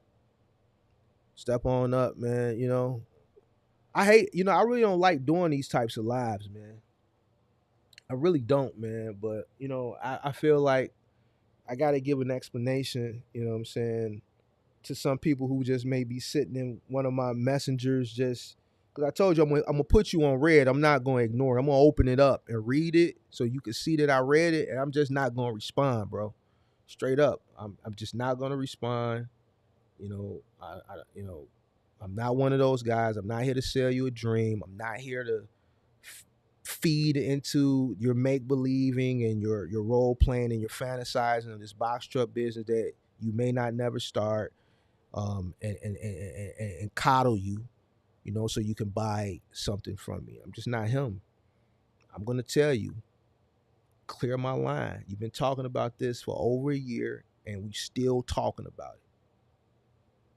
It don't take that long, bro. It doesn't. It don't take that long, ladies and gentlemen. It doesn't. If you want it, you're gonna go get it. Ain't nothing gonna stop you. Nothing. It's too many opportunities out here now. Too many. It's too many opportunities out here for a person to build up capital to start a business like a box truck business. A box truck business is not hard to start. The money is not hard to obtain. Like, man, people making it seem like you trying to open a McDonald's franchise or something. Like you need $1 million. You trying to start a box truck business, you need about $25,000, $30,000.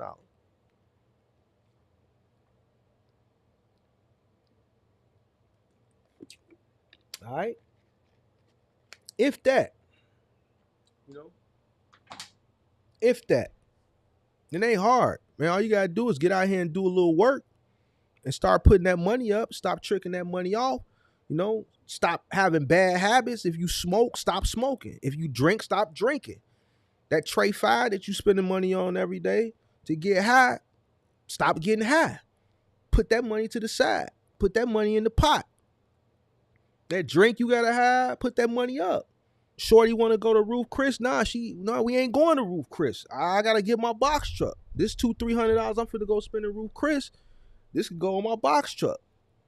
Like, man, y'all ain't, some people ain't finna make them sacrifices. Some people ain't finna make them sacrifices. See, y'all chasing the wrong things. I'm chasing a bag. I ain't chasing nothing else but a bag. Multiple bags. And I'm stuffing the money in the bags till the zipper breaks. If the zipper ain't broke, then the bag ain't full enough. See, some of y'all ain't, some of y'all, like I say, what's another term I coined? Middle America. Some of y'all middle America, man. Y'all ain't aggressive like Chicago and LA and New York and Atlanta and maybe Houston. Like, you know, we aggressive, man. Some of y'all from middle America, y'all just too passive, man. Y'all ain't got that aggressive nature in y'all to get up and go get it. Y'all ain't got that hustle in you. You gotta get that hustle in you. Come to Chicago and hang out for a week. I'll get you right. Come to Chicago and hang out. Go to New York and hang out with Zupchuck. Go out on the West Coast and hang out with Asthma Rolling. Come to Chicago and hang out for a week. I'm gonna get you right, and I'm gonna send you back to Middle America, and you're gonna be a beast when you get back. You're gonna be a totally different person. I'm gonna have you getting up at 4 a.m. in the morning. You're gonna fast for 24 hours. You're gonna hit the gym with an empty stomach. I'm gonna tell you my routine. I get up at 4 o'clock in the morning. I check my emails.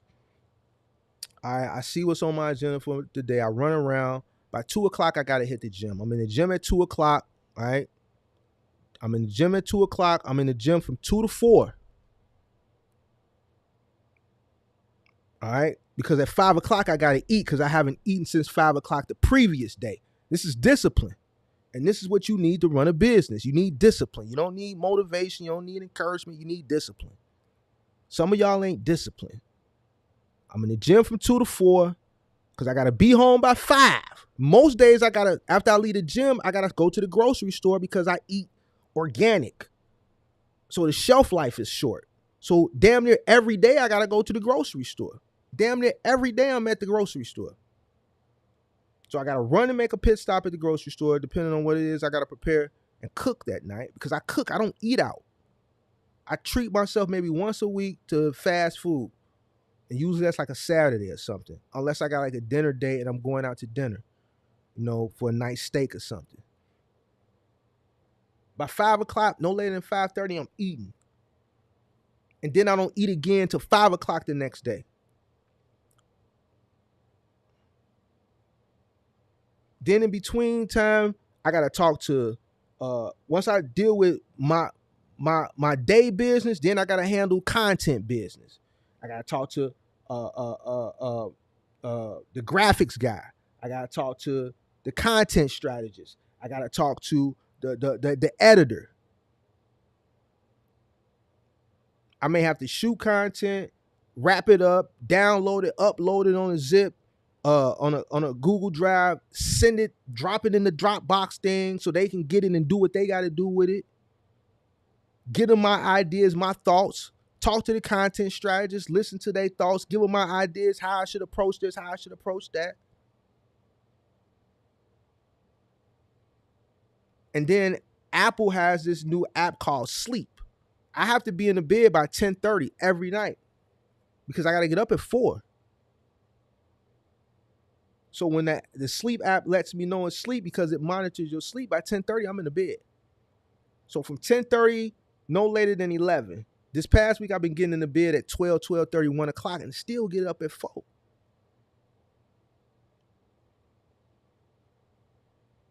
That's discipline. Some of y'all ain't gonna be able to do that. Some of y'all ain't gonna be able to do that.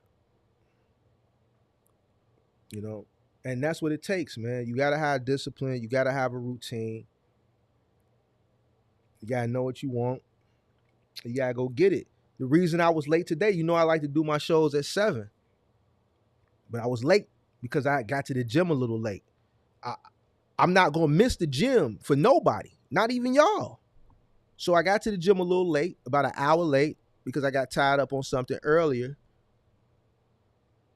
So I got to the gym a little late, and that pushed me back an hour on everything. You know what I'm saying? So, so when I came home, I still had to prepare my food. I had to eat. All right. I had to prepare this, and now I'm here. So discipline. It's all about discipline. What's the link in for the chat? So you can come up, man, and step in this circle. I'll drop it one more time for you.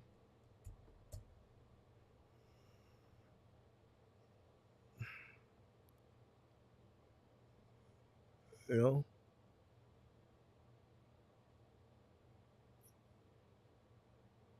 Mark, did you see some states done away with non-competes? I heard about something like that on the news the other day. I didn't really tune into the article though, but I did. It did. I did come across something about that the other day.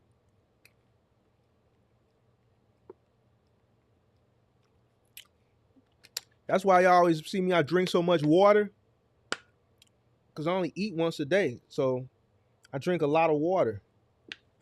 A lot of water.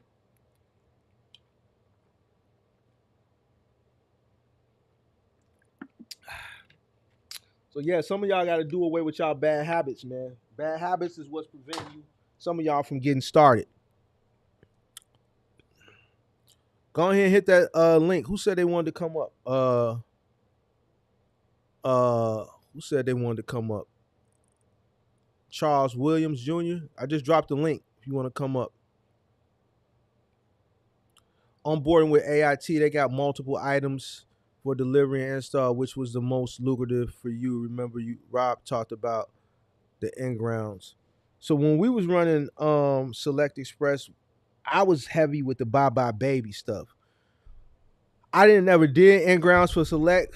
I always did in-grounds for the fitness stuff we did for Select was Dick's Sporting Goods. So I did Bye Bye Baby, and we handled all the treadmills and the ellipticals.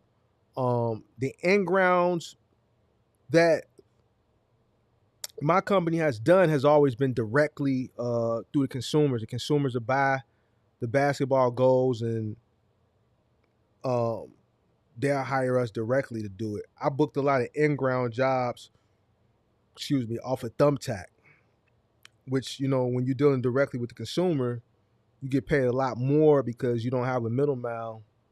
Example, Select Express, or now AIT, middleman and taking 50% before you even see your money. So me personally, I'm not a big fan of in-ground assemblies. They pay pretty good bread, but I'm not a big fan of them.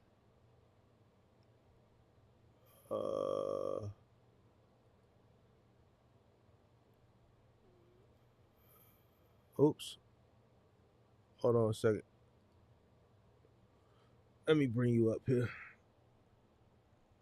Where is that button at? There you go. Yo. Can't hear you. Got yourself on mute. Gotta unmute yourself. There you go. Hit that like button, y'all. Hit that like button. We 5 away from a hundo. That like button. What's going on, Miss? What's going on, sir?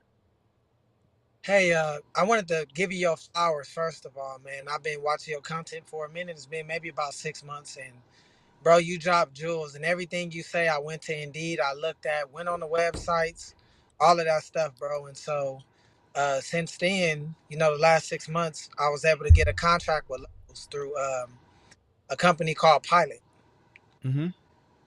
So yeah, man, I'm running 2 to 3 trucks every day, and Mm-hmm. uh, there was a live you did not too long ago. You was like, what you need to do, because I was like, how can I, save more money and stuff.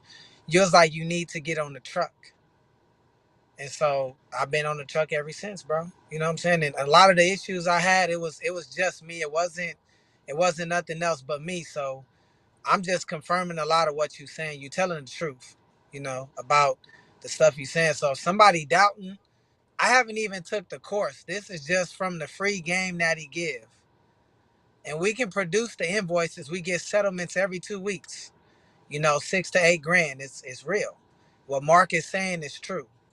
I plan on taking the course when I get another settlement because I gotta do like you said, reinvest into the business. And me learning from you, like you said, I'm gonna have to come to the shy and chill, bro. So, cause I'm in Middle America. I'm from Cali though, but I'm in Mm-hmm. Middle America, Mm-hmm. and man, there ain't no ambition out here at all, bro. So, That's why I be what saying you that. said. Mm-hmm. No, I appreciate you. I appreciate you. Thank you. Thank you for the compliment, man. I'm here to just, empower y'all. I'm just here to empower y'all. I'm not here to motivate you. I'm not here to encourage you. I'm here to empower you. You know what I'm saying? And if I gave you that advice and told you to get on the truck, I don't remember it, but that sounds like something I would say. So, you know what I'm saying? So, I'm glad I was able to, help you figure out where you were losing that. And you got 3 trucks, you running, so you profitable. So, man, just keep going. If you in Middle America and you aggressive, like I say, you can take over. Because like you said, ain't no ambition. That's why I make fun of Middle America.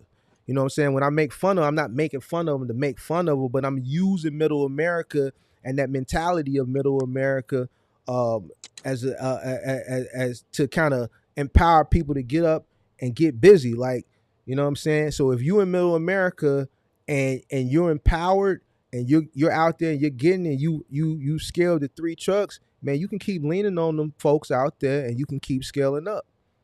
Keep scaling up. You can take over that market. You can take over that market.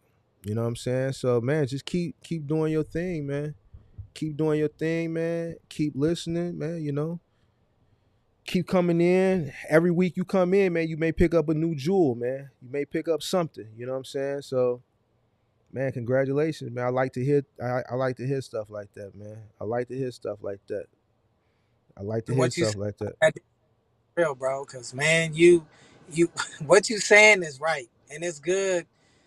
God shaped you and packaged you the way that you are. You know what I'm saying? Because we need to see it and hear from somebody that look like us. I'm young, bro. I'm a youngster. You know what I'm saying? But How I old are I you? really respect. You said how old am I? I'm 30. Yeah. You 30? Okay. Yeah, Okay. I'm Okay. 30. But what But were you yeah, saying man. though?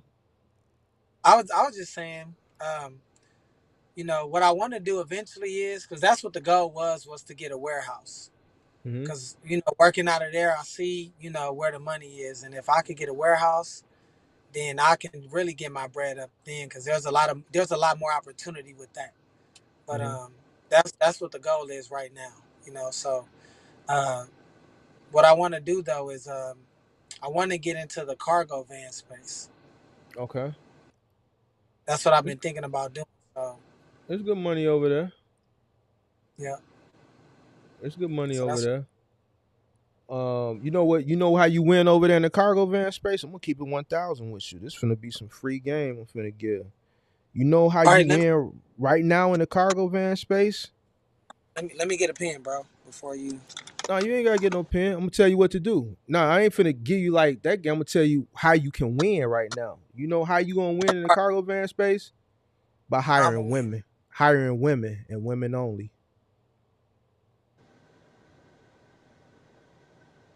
in the cargo van space. Yeah, because it's small parcel and they gonna come to work.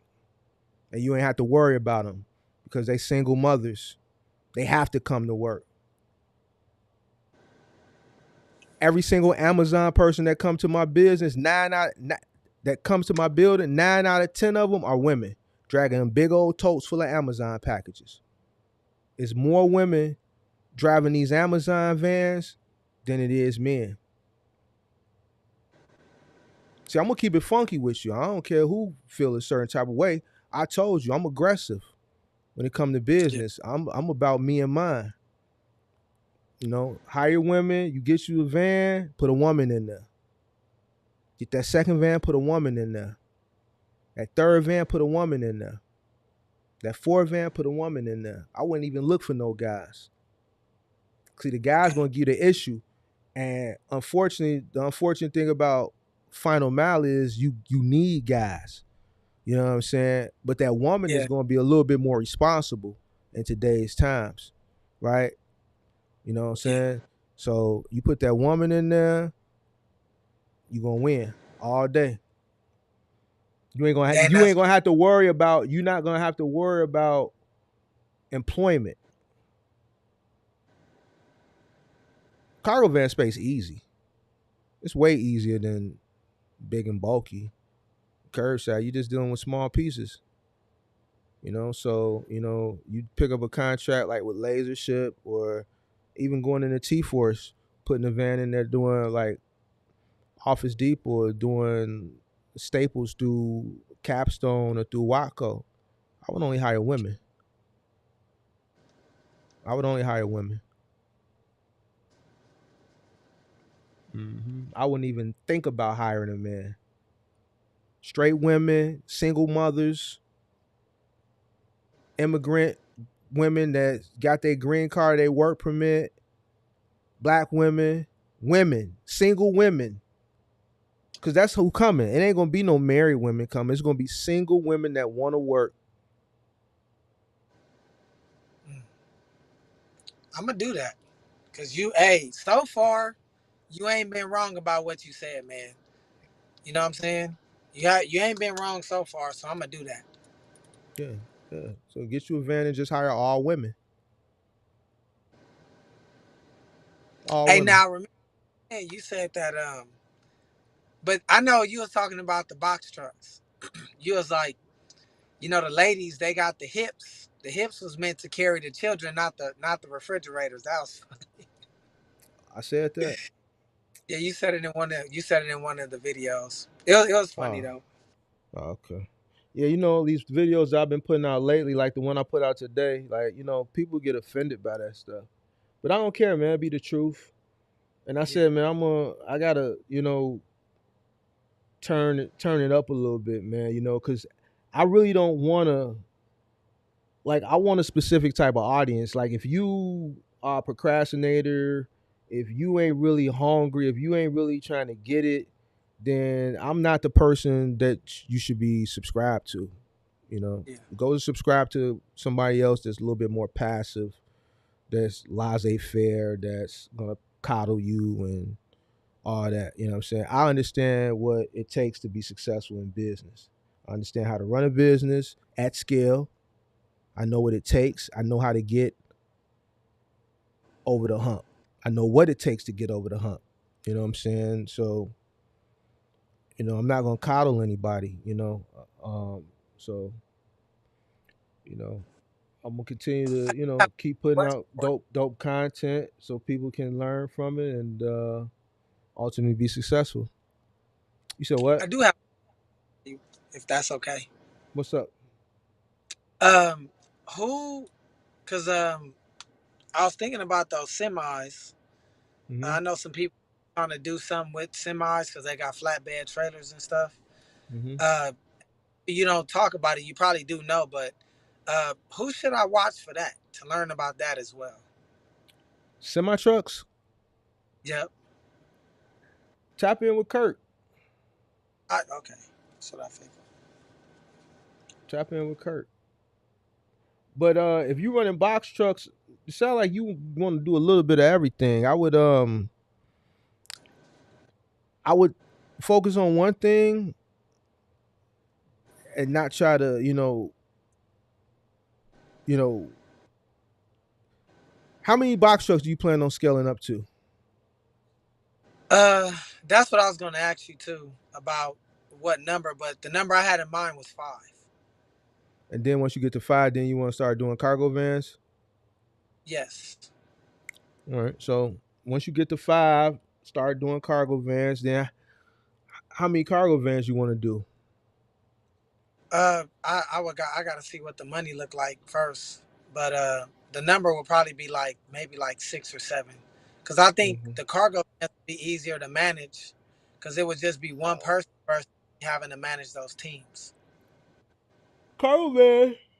eh, You know, you could do about an M with about 15 cargo vans. 15 cargo vans to get you an M, depending on what contract you're running. Um, Easier to manage. Uh, See, the thing with cargo vans is you're gonna be dealing with one person, but you're gonna be dealing with more pieces. You're gonna be dealing with more pieces, so um, it's a lot less costly to operate. The cargo vans, but you're dealing with more pieces. And then on the pro side of things, you're dealing with women. They're a lot easier to deal with than men. Um, Yeah. um, Now the semi trucks, that's a whole different ball game, man.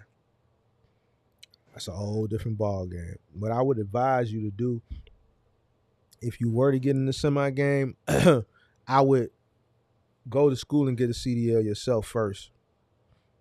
Okay. It goes back to what I say, like you want to know every aspect of your business. You don't want to be a CDL owner operator and not be able to drive your own trucks. Somebody Gotcha. abandon your truck, you want to be able to go pick it up. You don't want to be the owner operator who don't know how to drive, and then your CDL drivers know you don't know how to drive because then they're gonna lean on you. Yeah. And guess what? You gonna be at their mercy because ain't nothing you could do because you can't drive that bad boy yourself. So the first thing you need to do is if you decide you want to do that, you need to go to school and educate yourself and get your CDL yourself. All right, so that you know every aspect of that truck. And Okay. then if you want to scale from there, then you can. But I would tap in with Kurt. I would tap in with Kurt because I don't never ran a semi truck. Don't have a desire to do it. So Kirk would be the guy to go to for that. All right. Well, hey, I do appreciate you, and I did want to say, man, just I think that I know you're going to go further than where you are right now, and I know you know that because you got the vision. But just stay encouraged, bro, because man, you're doing a beautiful work, man. And I really wanted to come on here. I appreciate you answering my questions. I should have paid you for it because you worth it. But I did want to tell you, bro. I really appreciate it, man. And you're going to change a lot of lives, bro, for real. So just stay encouraged, though. Don't let the naysayers get you down, bro. You know. Oh man, I appreciate it. Nah, ain't no naysayers gonna get me down. I mean, cause for every I don't know how many lives I may get one hater. I only know I don't like you know I don't let that stuff get to me. See, I've been doing YouTube long enough now that a lot of the stuff that I was kind of unsure about. Uh I'm huh. not like the only thing I was a little, you know, getting accustomed to being in front of the camera was my hardest thing because I'm from a different era. So like this is all new to me. I didn't have an Instagram before I created an Instagram for this. Like I'm Yeah. not a new generation type of cat. I don't go out to eat. If I go out to a $300-$400 dinner, I don't take a picture of the meal and take a picture receipt and do all that goofball ass shit because that's not who I am. 43 years old. I'm not part of that generation where I gotta let everybody know my whereabouts and what I'm doing and Right. you know what I'm saying? So the hardest part for me coming on YouTube was just being in front of the camera. I got into a whole argument last year about uh man, show your numbers and all this goofball ass shit. And that's just not from where I'm from and how I'm cut, we don't put people in our business. But eventually I broke down, I showed 1 year of taxes and that was enough, you know what I'm saying?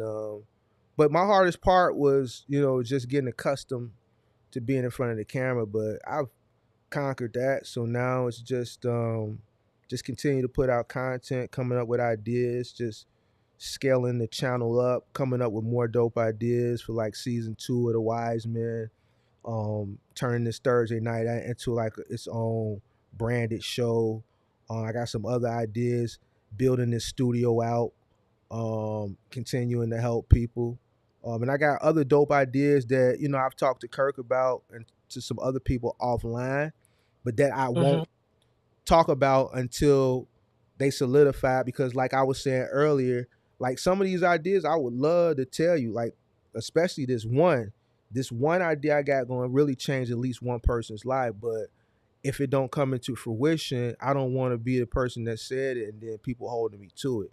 So I just Yeah. I just I just got to hold a lot of stuff to the chest until I can make sure I could really, do it. So, but now I appreciate you, man. I appreciate those words, and yeah, just keep rocking out. As long as people like you keep coming in to the live streams, just being here is enough to let me know that people are interested in what I'm saying, and that I'm helping people and changing lives and turning people's businesses around. That's all I need for me to keep coming. The moment I see people are not interested in what I have to say, is then that'll be the moment that I decide to step away. But as long as people are interested in listening to me, then I'll be here. You know what I'm saying? So it is what it is.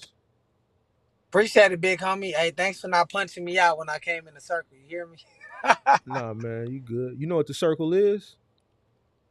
You from Well, Middle America? Where you from? we You said Alabama? nah, I'm from Cali, bro. Oh, you from Cali, so you know what the circle is. Exactly. We called it Thunderdome. Y'all call it Thunderdome out there in Cali? Yeah, Okay. All right. Well, then you know then. You know, yeah, man. that's All why I right, said man. Huh? knuckles on. Oh I yeah, said that's why I no. told.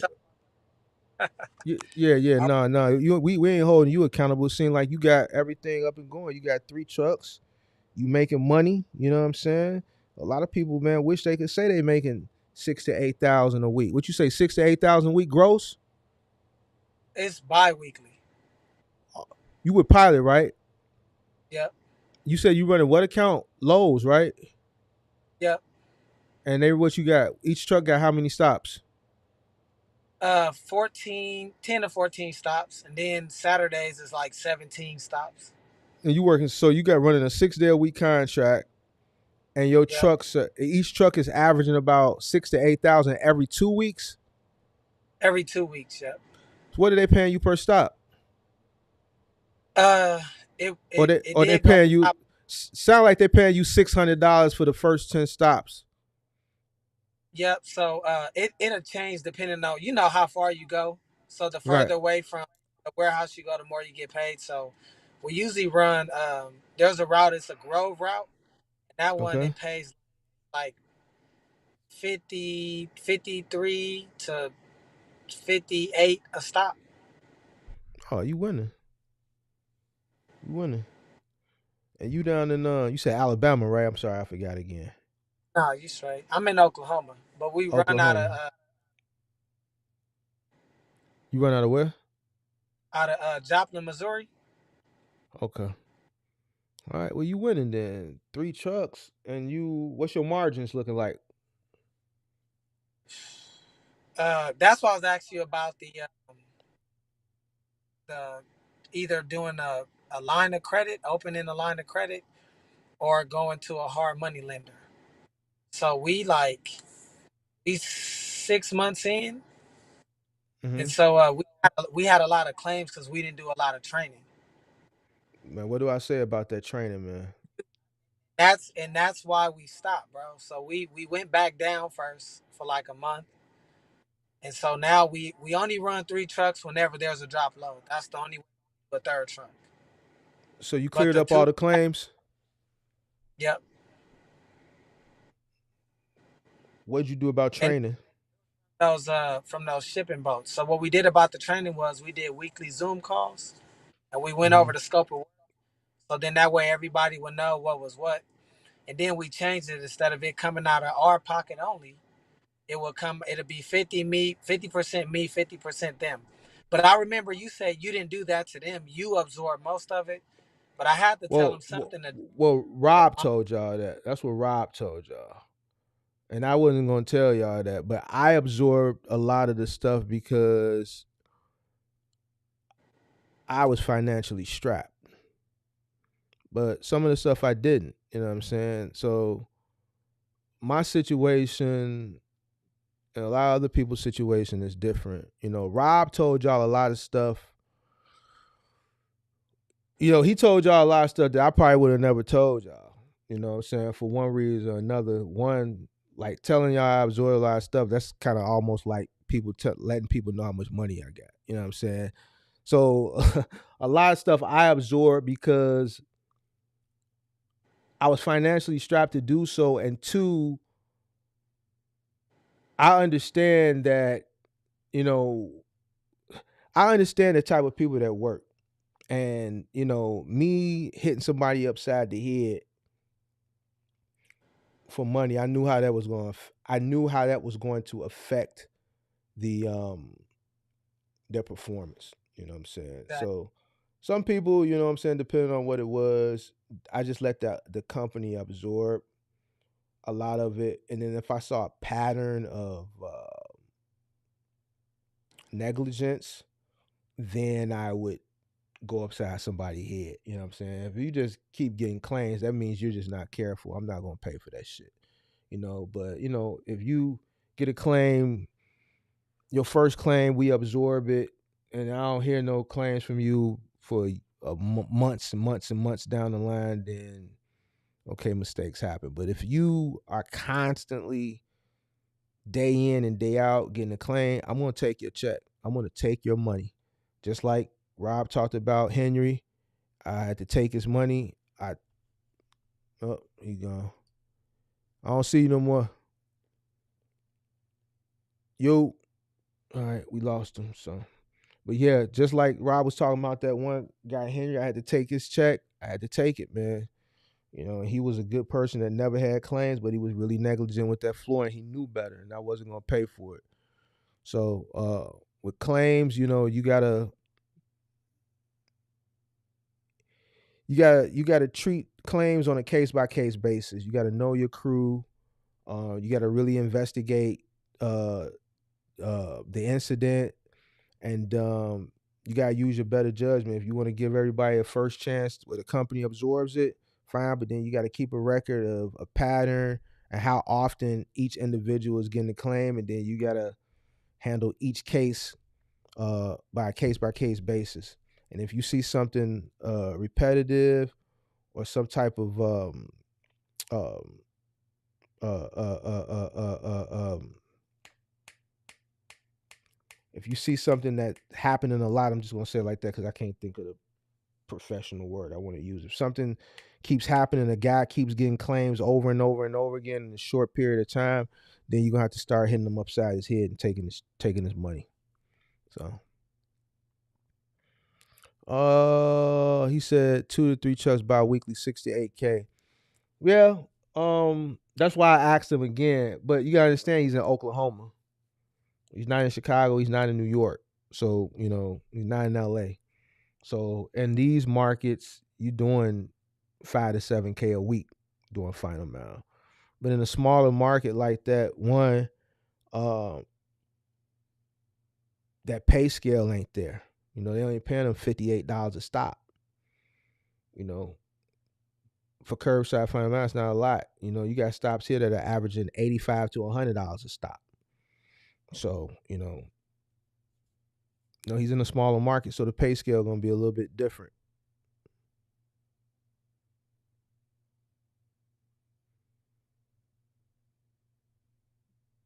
But like he said, I believe him.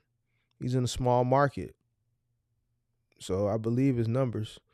Like people tripping on them numbers, and I don't understand why people don't believe him when I'm telling you, I've made that in a week. I've netted that in a day.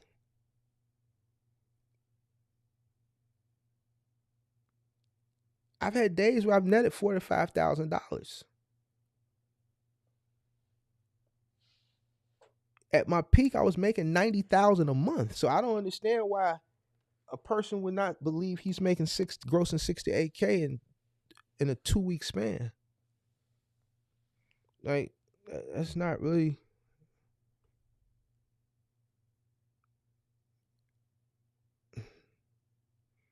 Oh, that's Axel tripping. Axel, why you be messing with people, bro? Leave people alone. And Axel, you not making that type of money either, man. We wouldn't bring you in the circle, Axel, because you tweaking. Wait, where my button at? Where my button at? You tweaking. Axel, you not making 6 to 8K talking about you wouldn't roll out of bed for that money. You not making 6 to 8K in a van, man. Like, man, who you fooling? Who you fooling, man? Who you fooling? Don't have me bring you in this circle, man. You're not making 6 to 8K in a van, man. Now, if you want to tweak, let's tweak.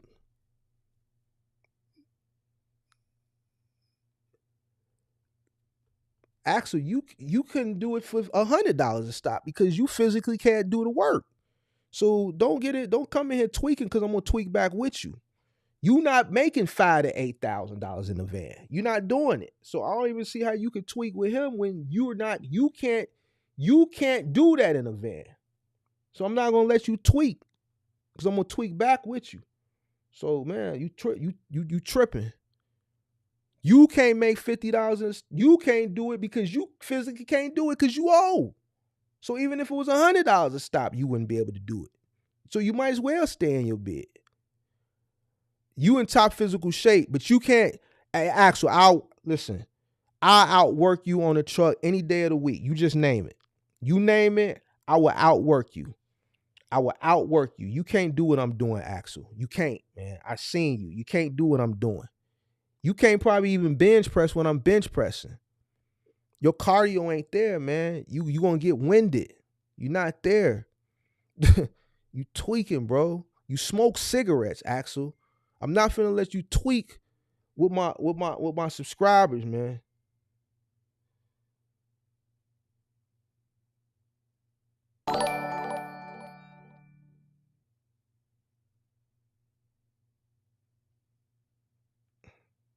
So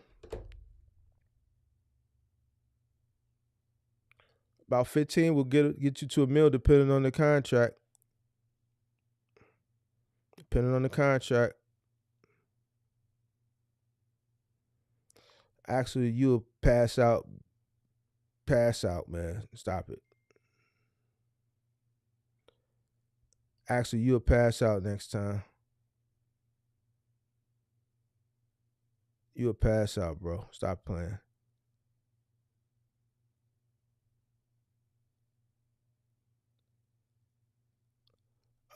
Working with 3 companies now with Sprinter, including a gig app. Diacon Logistics want me to come in for final mile opportunity. They have a contract with Enterprise, $400 a week, 12 cents a mile for a 26 footer.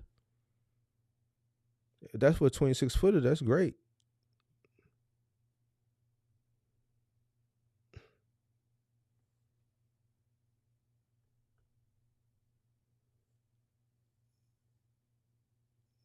Do I got sneakers for jogging? Come on, bro. You think I'm gonna let a guy that's chain smoke cigarettes outbeat me in anything? Axel, I could lift more than you. I could run faster than you. I could run longer than you. I could squat more than you. I'm squatting about 450. And I could squat more than that. I just stop at 450. Axel, you probably couldn't even do a 90 degree. You probably couldn't even get down 90 degrees on a squat. You couldn't do it. I see you, Axel. You too big. You smoke cigarettes. So I'm not finna let you tweak with my subscribers. I'm gonna tweak back with you. All right. So stop it. Talking about you wouldn't get out of bed for $50 a stop. Man, you wouldn't get out of bed because you can't do the work. You physically can't do it. So stop it. How you feel about financing right now in a box truck lane, 26-foot lift gate out the Midwest? If you get a good truck at a good price, at a good finance rate, I say go for it. If you believe you're gonna do the work to pay that truck off, then go for it. I wouldn't buy something that's overpriced, and I wouldn't buy something that has a high interest rate.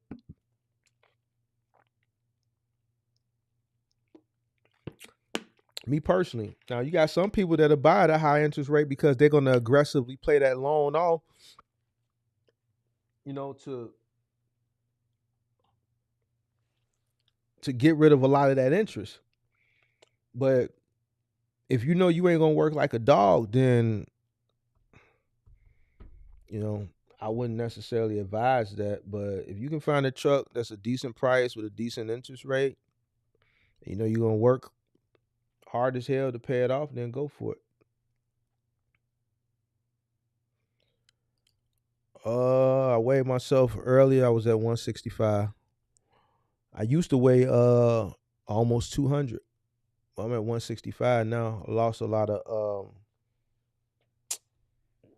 well, I lost a lot of my gut. You know, I had like a little gut, and I ended up losing a lot of that once I started getting in the gym 5 years ago. So I toned up a lot. So I'm down to 165. That's my walking around weight. I fluctuate from like 165 to 172, but I've been at 165 lately.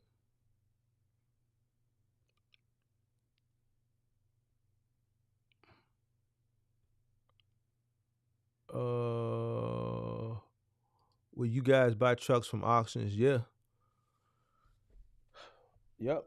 You buy it from an online auction, you know, it's the luck of the draw because you physically not there to, you know, diagnose the truck. But if you can go to a physical auction, take a mechanic with you. Take a diesel mechanic with you. Yeah, I would. Yep, sure would. There's 100,000 cargo, 1 million auto, 1 million general liability, 1 million. Yeah. Most logistics companies, that's going to be the minimum requirement. Some may want more. Some may want an umbrella. Some may want more. But yeah, most logistics companies that you on board with that are gonna want you to add them to your policy as additionally insured, gonna want 100K cargo, 1 million auto, 1 million general liability, 1 million commercial auto.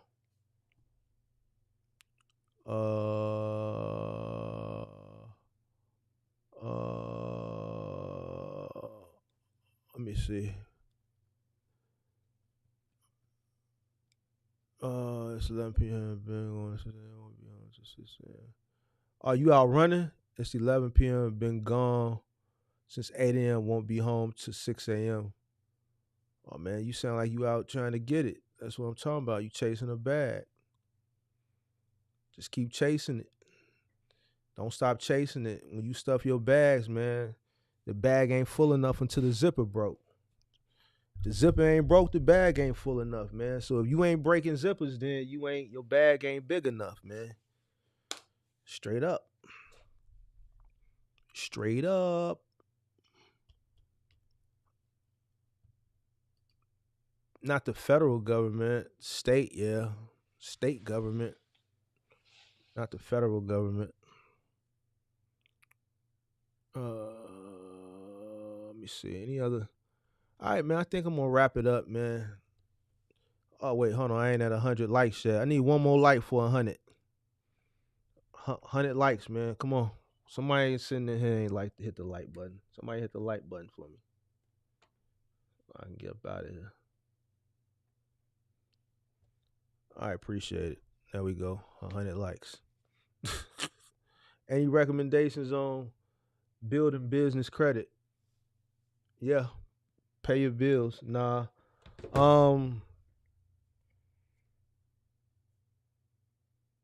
Get at least 2 business credit cards.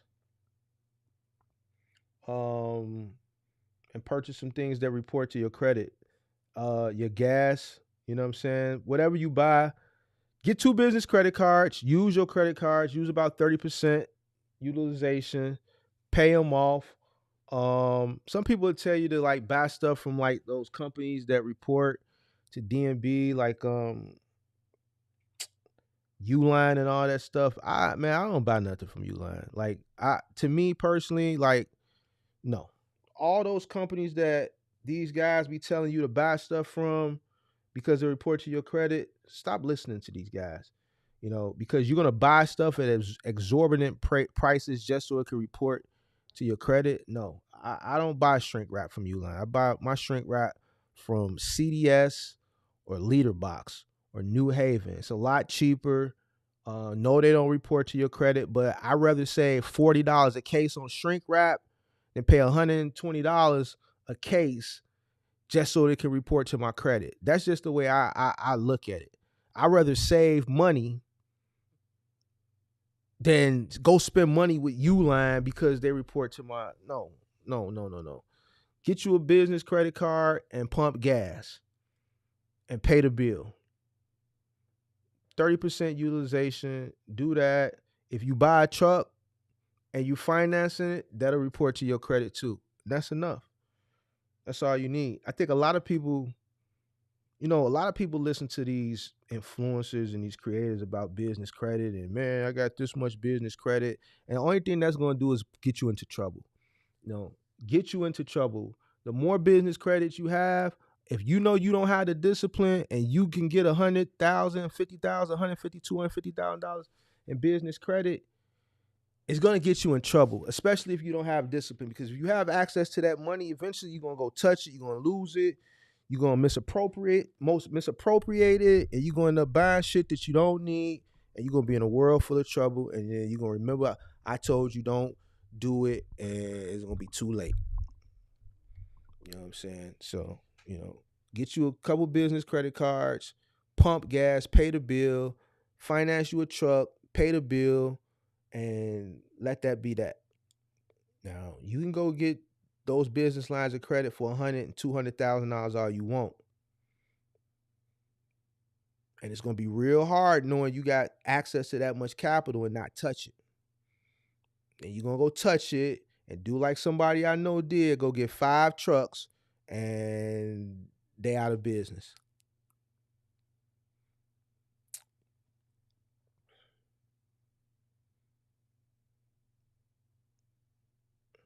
So what exactly are the banks looking for when applying when you can't make any capital right now under the LLC? So what exactly are the banks looking for when applying? Most banks, you gotta be in business 2 to 3 years. All right, and if you've been in business 2 to 3 years, they're gonna want to look at your your statements. They want to see how much money you got coming in. Right? So when it goes to underwriting, if everything is on the up and up, they want to see how much money you got coming in to determine how much money, if any money, they'd be willing to lend you and on what terms. So they're going to look at your statements. They're going to look at your statements.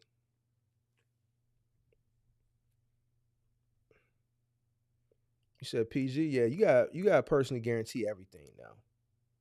You got to personally guarantee everything. See, this is what they don't tell you. You got to personally guarantee every single thing.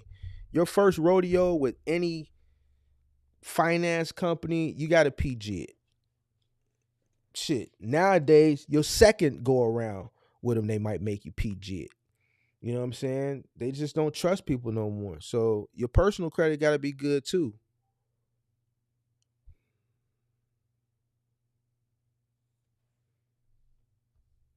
Man, I'm at the small airport and the dispatcher, after I wasn't supposed to get dropped off to 7 a.m., she didn't read into the order. This was a 6-hour drive that about to have a hotel. I read it as a new LLC trying to get funding. PG is the way. Oh, that's what it said. Oh, if you a new LLC, then yeah. But here's the thing: even if you a new LLC, you a new business. A traditional bank is not gonna even sit down with you unless you've been in business 2 to 3 years, depending on the bank. So if you're a brand new business, you're not gonna be able to walk in a traditional bank and get any type of source of funding. You're gonna have to go to a third party, credibly, on deck, one of those types of companies, and have to go deal with one of them hard money. But here's the thing about that: if you haven't been in business, they used to would touch you if you've been in business six months, Now they won't even touch you unless you've been in the business a year. And you're gonna have to produce 3 to 6 months of your statements, because now they're loaning you money and your collateral is gonna be your future receivables. They're loaning you money based on your future receipt. Your collateral is gonna be your future receivables, and they're figuring that out based on your past 3 to 6 month statements. Right? So if you haven't been in business a year, you can't even go that route. So if you're asking me, what does a person that's a new business owner to do to source capital, you got to have that working capital coming in the game already. Banks don't give money to new businesses. Why? Because most businesses fail within the first year. So with that statistic, why would a traditional bank give you money when majority of the business that start fail within the first year? They're not gonna give you money. This ain't the old days where you could come up with an idea, walk into a bank, talk to a personal banker, and if they believe in your idea, they'll write you a check. It don't work like that anymore. That's why I said you got to start from the very bottom. You got to work your way up. So, you got to have to grassroots and bootstrap the business yourself, unless you have someone that can give you a personal loan. But no bank, no traditional bank, no hard money lender, third-party institution is going to give you money. Third-party institution ain't going to talk to you until you've been in business for a year. And then you got to have some statements. Depending on how many, they might ask for 3 months, they may ask for 6 months. And then depending on what your 3 to 6 month statements produce, depending on how much income you have coming in, that's going to determine how much money they're going to loan you. And your collateral is going to be your future receivables, and they're probably going to do a daily debit, unless you go for the business line of credit. So,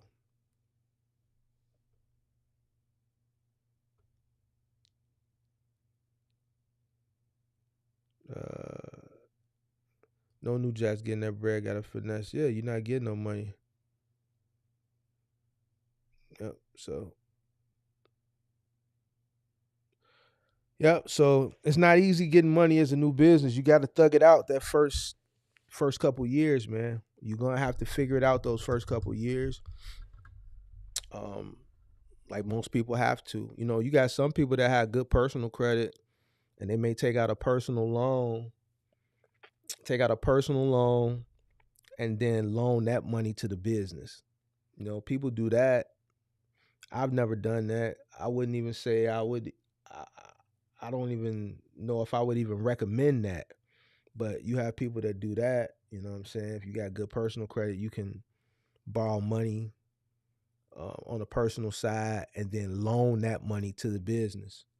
And then when the business makes the money, you can pay back that personal loan. You can pay yourself back, have the business pay you back, and then you pay that loan back. I mean, that's a way you could finesse it, but that's a risk too. So that's a risk too. I did a state contract. That was about as much government contracting as I've done. Nothing federal. I've had an LLC since June of 2022. I'm just now working the credit on personal and business side. Well, that LLC is only as good as whatever business that you got the LLC in if you're actually doing a business. A lot of people got that LLC. You know what I'm saying? But if you ain't out here physically doing the truck, then it ain't doing no good. You got to get out here and get in it. You got to get out here and get in it, Malcolm. You got to get out here and get in it. Is it? It is hard, bro, but those literally just trying to lean on us.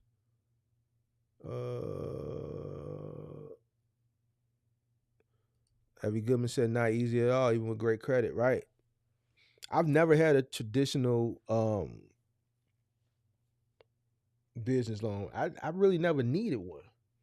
I never needed one. By the grace of God, I was able to scale up just from cash flow from the business. I've had business lines of credit, I never needed a loan. So, I think I think if you come into the business and you get a truck without getting a loan, and you got enough working capital to get you going, and you're on the truck, and if you work, put your head down and you work really, really hard from the inception of you coming into the business, I think you should be able to build up enough cash flow. You got to be willing to work very, very hard. If you are doing OTR middle mile, you got to come in this business and you got to be on the road. You got to be on the road. You can't worry about coming home. You shouldn't even think about coming home. The day you leave to go out, you should not have an expected date back. You should have a one-way mind frame. Put your head down for that first year, work really, really hard, and you should be able to muster up enough money and put enough money away and sock enough money away. Same thing with curbside, same thing with big and bulky. You got to work really, really hard initially. If you work really, really hard initially and you put your money away, you'll forget about a loan. You know what I'm saying? I thought about all that stuff that y'all thinking about, all that stuff crossed my mind. But I was so busy and entrenched in working to the point where money was just coming in and I just didn't have time to spend it. So I went from having no money to having 10,000 in my account, to having 20,000 to 30,000, to going from that pickup truck to a rental truck, from one rental truck to two, from two to three, then from three to buying trucks, and just kept running up like that. So, like I said before, once I purchased that first truck, I never reached back in my pocket again. Never. Never. Each truck bought the next one until I started buying two trucks at a time. Once I bought that first truck, those rental trucks, the pickup truck allowed me to rent a truck. The first rental truck rented a second truck. The second rented a third. That third bought me my first. That first bought me my second. That second bought me my third. So technically, once I rented the first truck, I never reached back in my pocket again. And that's how you run it up. But all through that process, I was busting my ass 7 days a week. Without me busting my ass, pause, and running that bag up, without me being out there getting to the money, doing those 3 to 4 jobs a day, that money was coming in. I was socking that money away because I was out there every single day, 7 days a week, 3 to 4 jobs a day. The more jobs, the more money I was able to sock away. To the point when it got time for me to go buy my first truck, I could just walk in there and be like, man, I want to buy a truck cash. They treat you different when you come in there. When you first walk in there, you looking around for trucks. Let us know if you need any help. Have you secured financing yet? Financing? No, I got to check. I'm going to pay cash. Are you paying cash? Oh, let me see what I can find for you. Come on out here. Let's look at it. Hey, John. Hey, pull some of those trucks out. Move those trucks out the way. Pull some of these. They treat you different. So, once I started buying, I went in there with my first truck and wrote a check. Came back 2 months later and wrote another check. Came 2 months after that, wrote another check. A month after that, went and bought a brand new truck. 2 months after that, went and bought 2 more trucks. 2 months after that, went and bought 2 more trucks. A month after that, went and bought a van. 2 months after that, went and bought 2 more trucks. So I allowed the business to scale the business. But a lot of people, for some reason nowadays, they don't want to wait. They want 1, 2, 3, 4, 5, 6 trucks. They don't want to allow the business to mature. Buy one truck, put your head down, work really, really hard for about a year, stack up some bread, let that truck buy you another truck. But people want to come in, be in for a month, 2, 3, 4 months, and then want to go get a second truck, and they reaching into their pocket to acquire that second truck. That doesn't make sense to me. That's not how I do business. I always say, let the business scale the business for you. The business will tell you when it's time to move up. The business should be, and you're an entity outside of the business. You're an employee for the business. So once you pour into that business for the first time, the business is going to take care of the business. It's like a child. I gave this example before. You have a child, you raise that child. You instill that child with everything you need to instill that child with, so that once it gets grown and gets out there on its own, it's going to take your teachings and it's going to be able to sustain on its own because you raised them properly, right? And then and then that child will ultimately end up taking care of you, right? Because you're going to get older and the child is going to take care of you. We take care of our parents. Business is the same way. You buy your box truck, you start your business, you pour into your business, you build your business up like how you build and raise a child. Once you build that business up and it becomes sustainable on its own, you don't have to pour into that business. It's out on its own. Now that business is taking care of you. You pour into the business initially so that ultimately it can take care of you. You're getting paid from the business. If you're constantly pouring into the business, you need to take a step back because you're doing something wrong. You can't jump the gun. You got to allow the first truck to pay you back first, and then you go out and get another truck.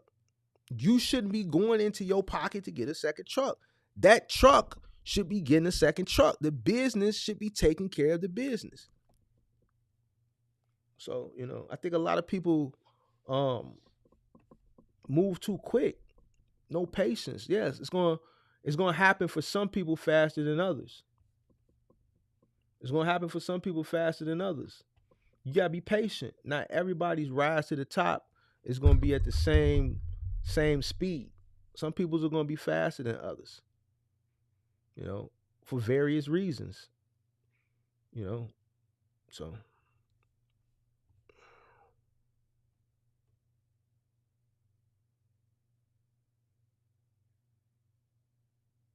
Kirky Freshest.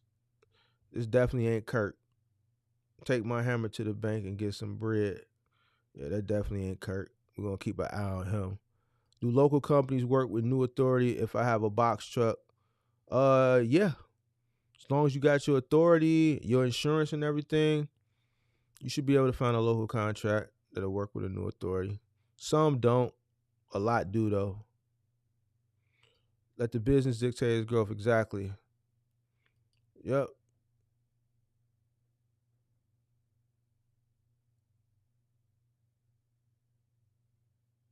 This ain't Kirk. That ain't Kirk.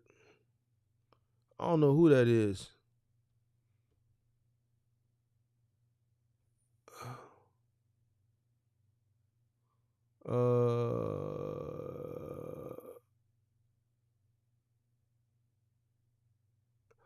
I know a guy I was talking to said he had a 700 score and still had to put down 20K. Yeah, I don't see. I don't know where cats be buying their trucks from. Like I said, all my used trucks I bought cash. The 2 new vehicles I bought, I didn't put nothing down. I haven't put nothing down on a business vehicle or a personal vehicle in a long time. Nothing. I don't put nothing down on nothing. It's a waste of money.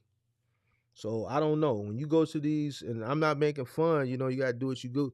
When you go to these like rinky dink places and you getting these like subprime lenders and all this stuff, and that's what happens. You know what I'm saying? I've never put nothing down. Never had to. You want to kind of avoid it if you can, because the money that you putting down, that's your working capital. For every $1,000 you putting down, they taking $17, $18 off your note. That ain't nothing. You gonna put 10,000 down? I'd rather pay an extra 180 a month. You gonna put 20,000 down? I'd rather pay an extra 360 a month. You know what I'm saying? That 20,000 gonna do better for me, working for me, than it is just handing it over. So I'd rather keep that 20,000 in the bank and let that money work. So 20,000, nah, that's too much. I'd rather cash out. Mark, I'm going the van route and plan on grinding that and let the van buy 3 more and then scale up to a box truck that I run myself. That sounds like a plan. I used to rent transit vans from her to run trash and furniture, etc. People didn't realize it was low key illegal. I did that in 21. If you're credit,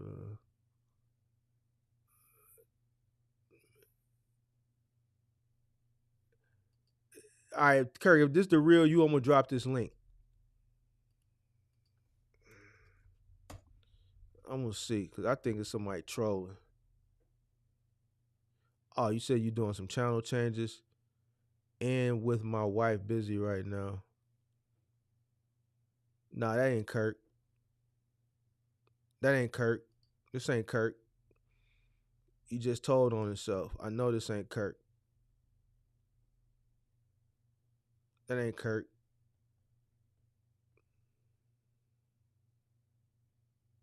I don't know. Yeah, Kirk said his wife was out of town, so that ain't Kirk. Kirk out on the road. Kirk this morning went back out on the road, so that ain't Kirk. Kirk don't even say bro. Bro, it's me. Kirk, I never even heard Kirk say the word bro. Oh, that ain't Kirk, man. I don't believe that.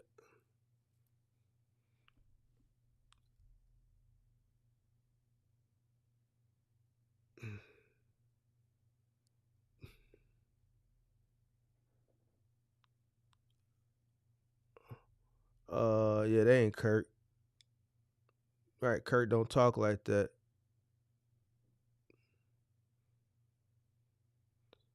Temperature check. What's the theme for Thursdays?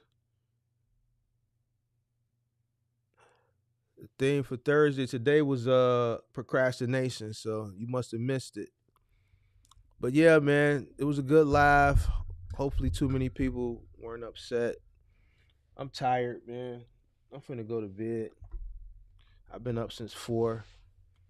And we'll be back Monday. We're working on something for Monday. I don't want to talk about it because it ain't came into fruition yet. So I don't want to say it and we can't pull it off.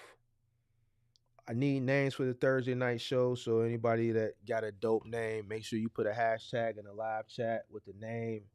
If I like it, I'll send you $100 cash out. I'll give you a free coaching session. Uh yeah, I'm tired, bro. All right, y'all.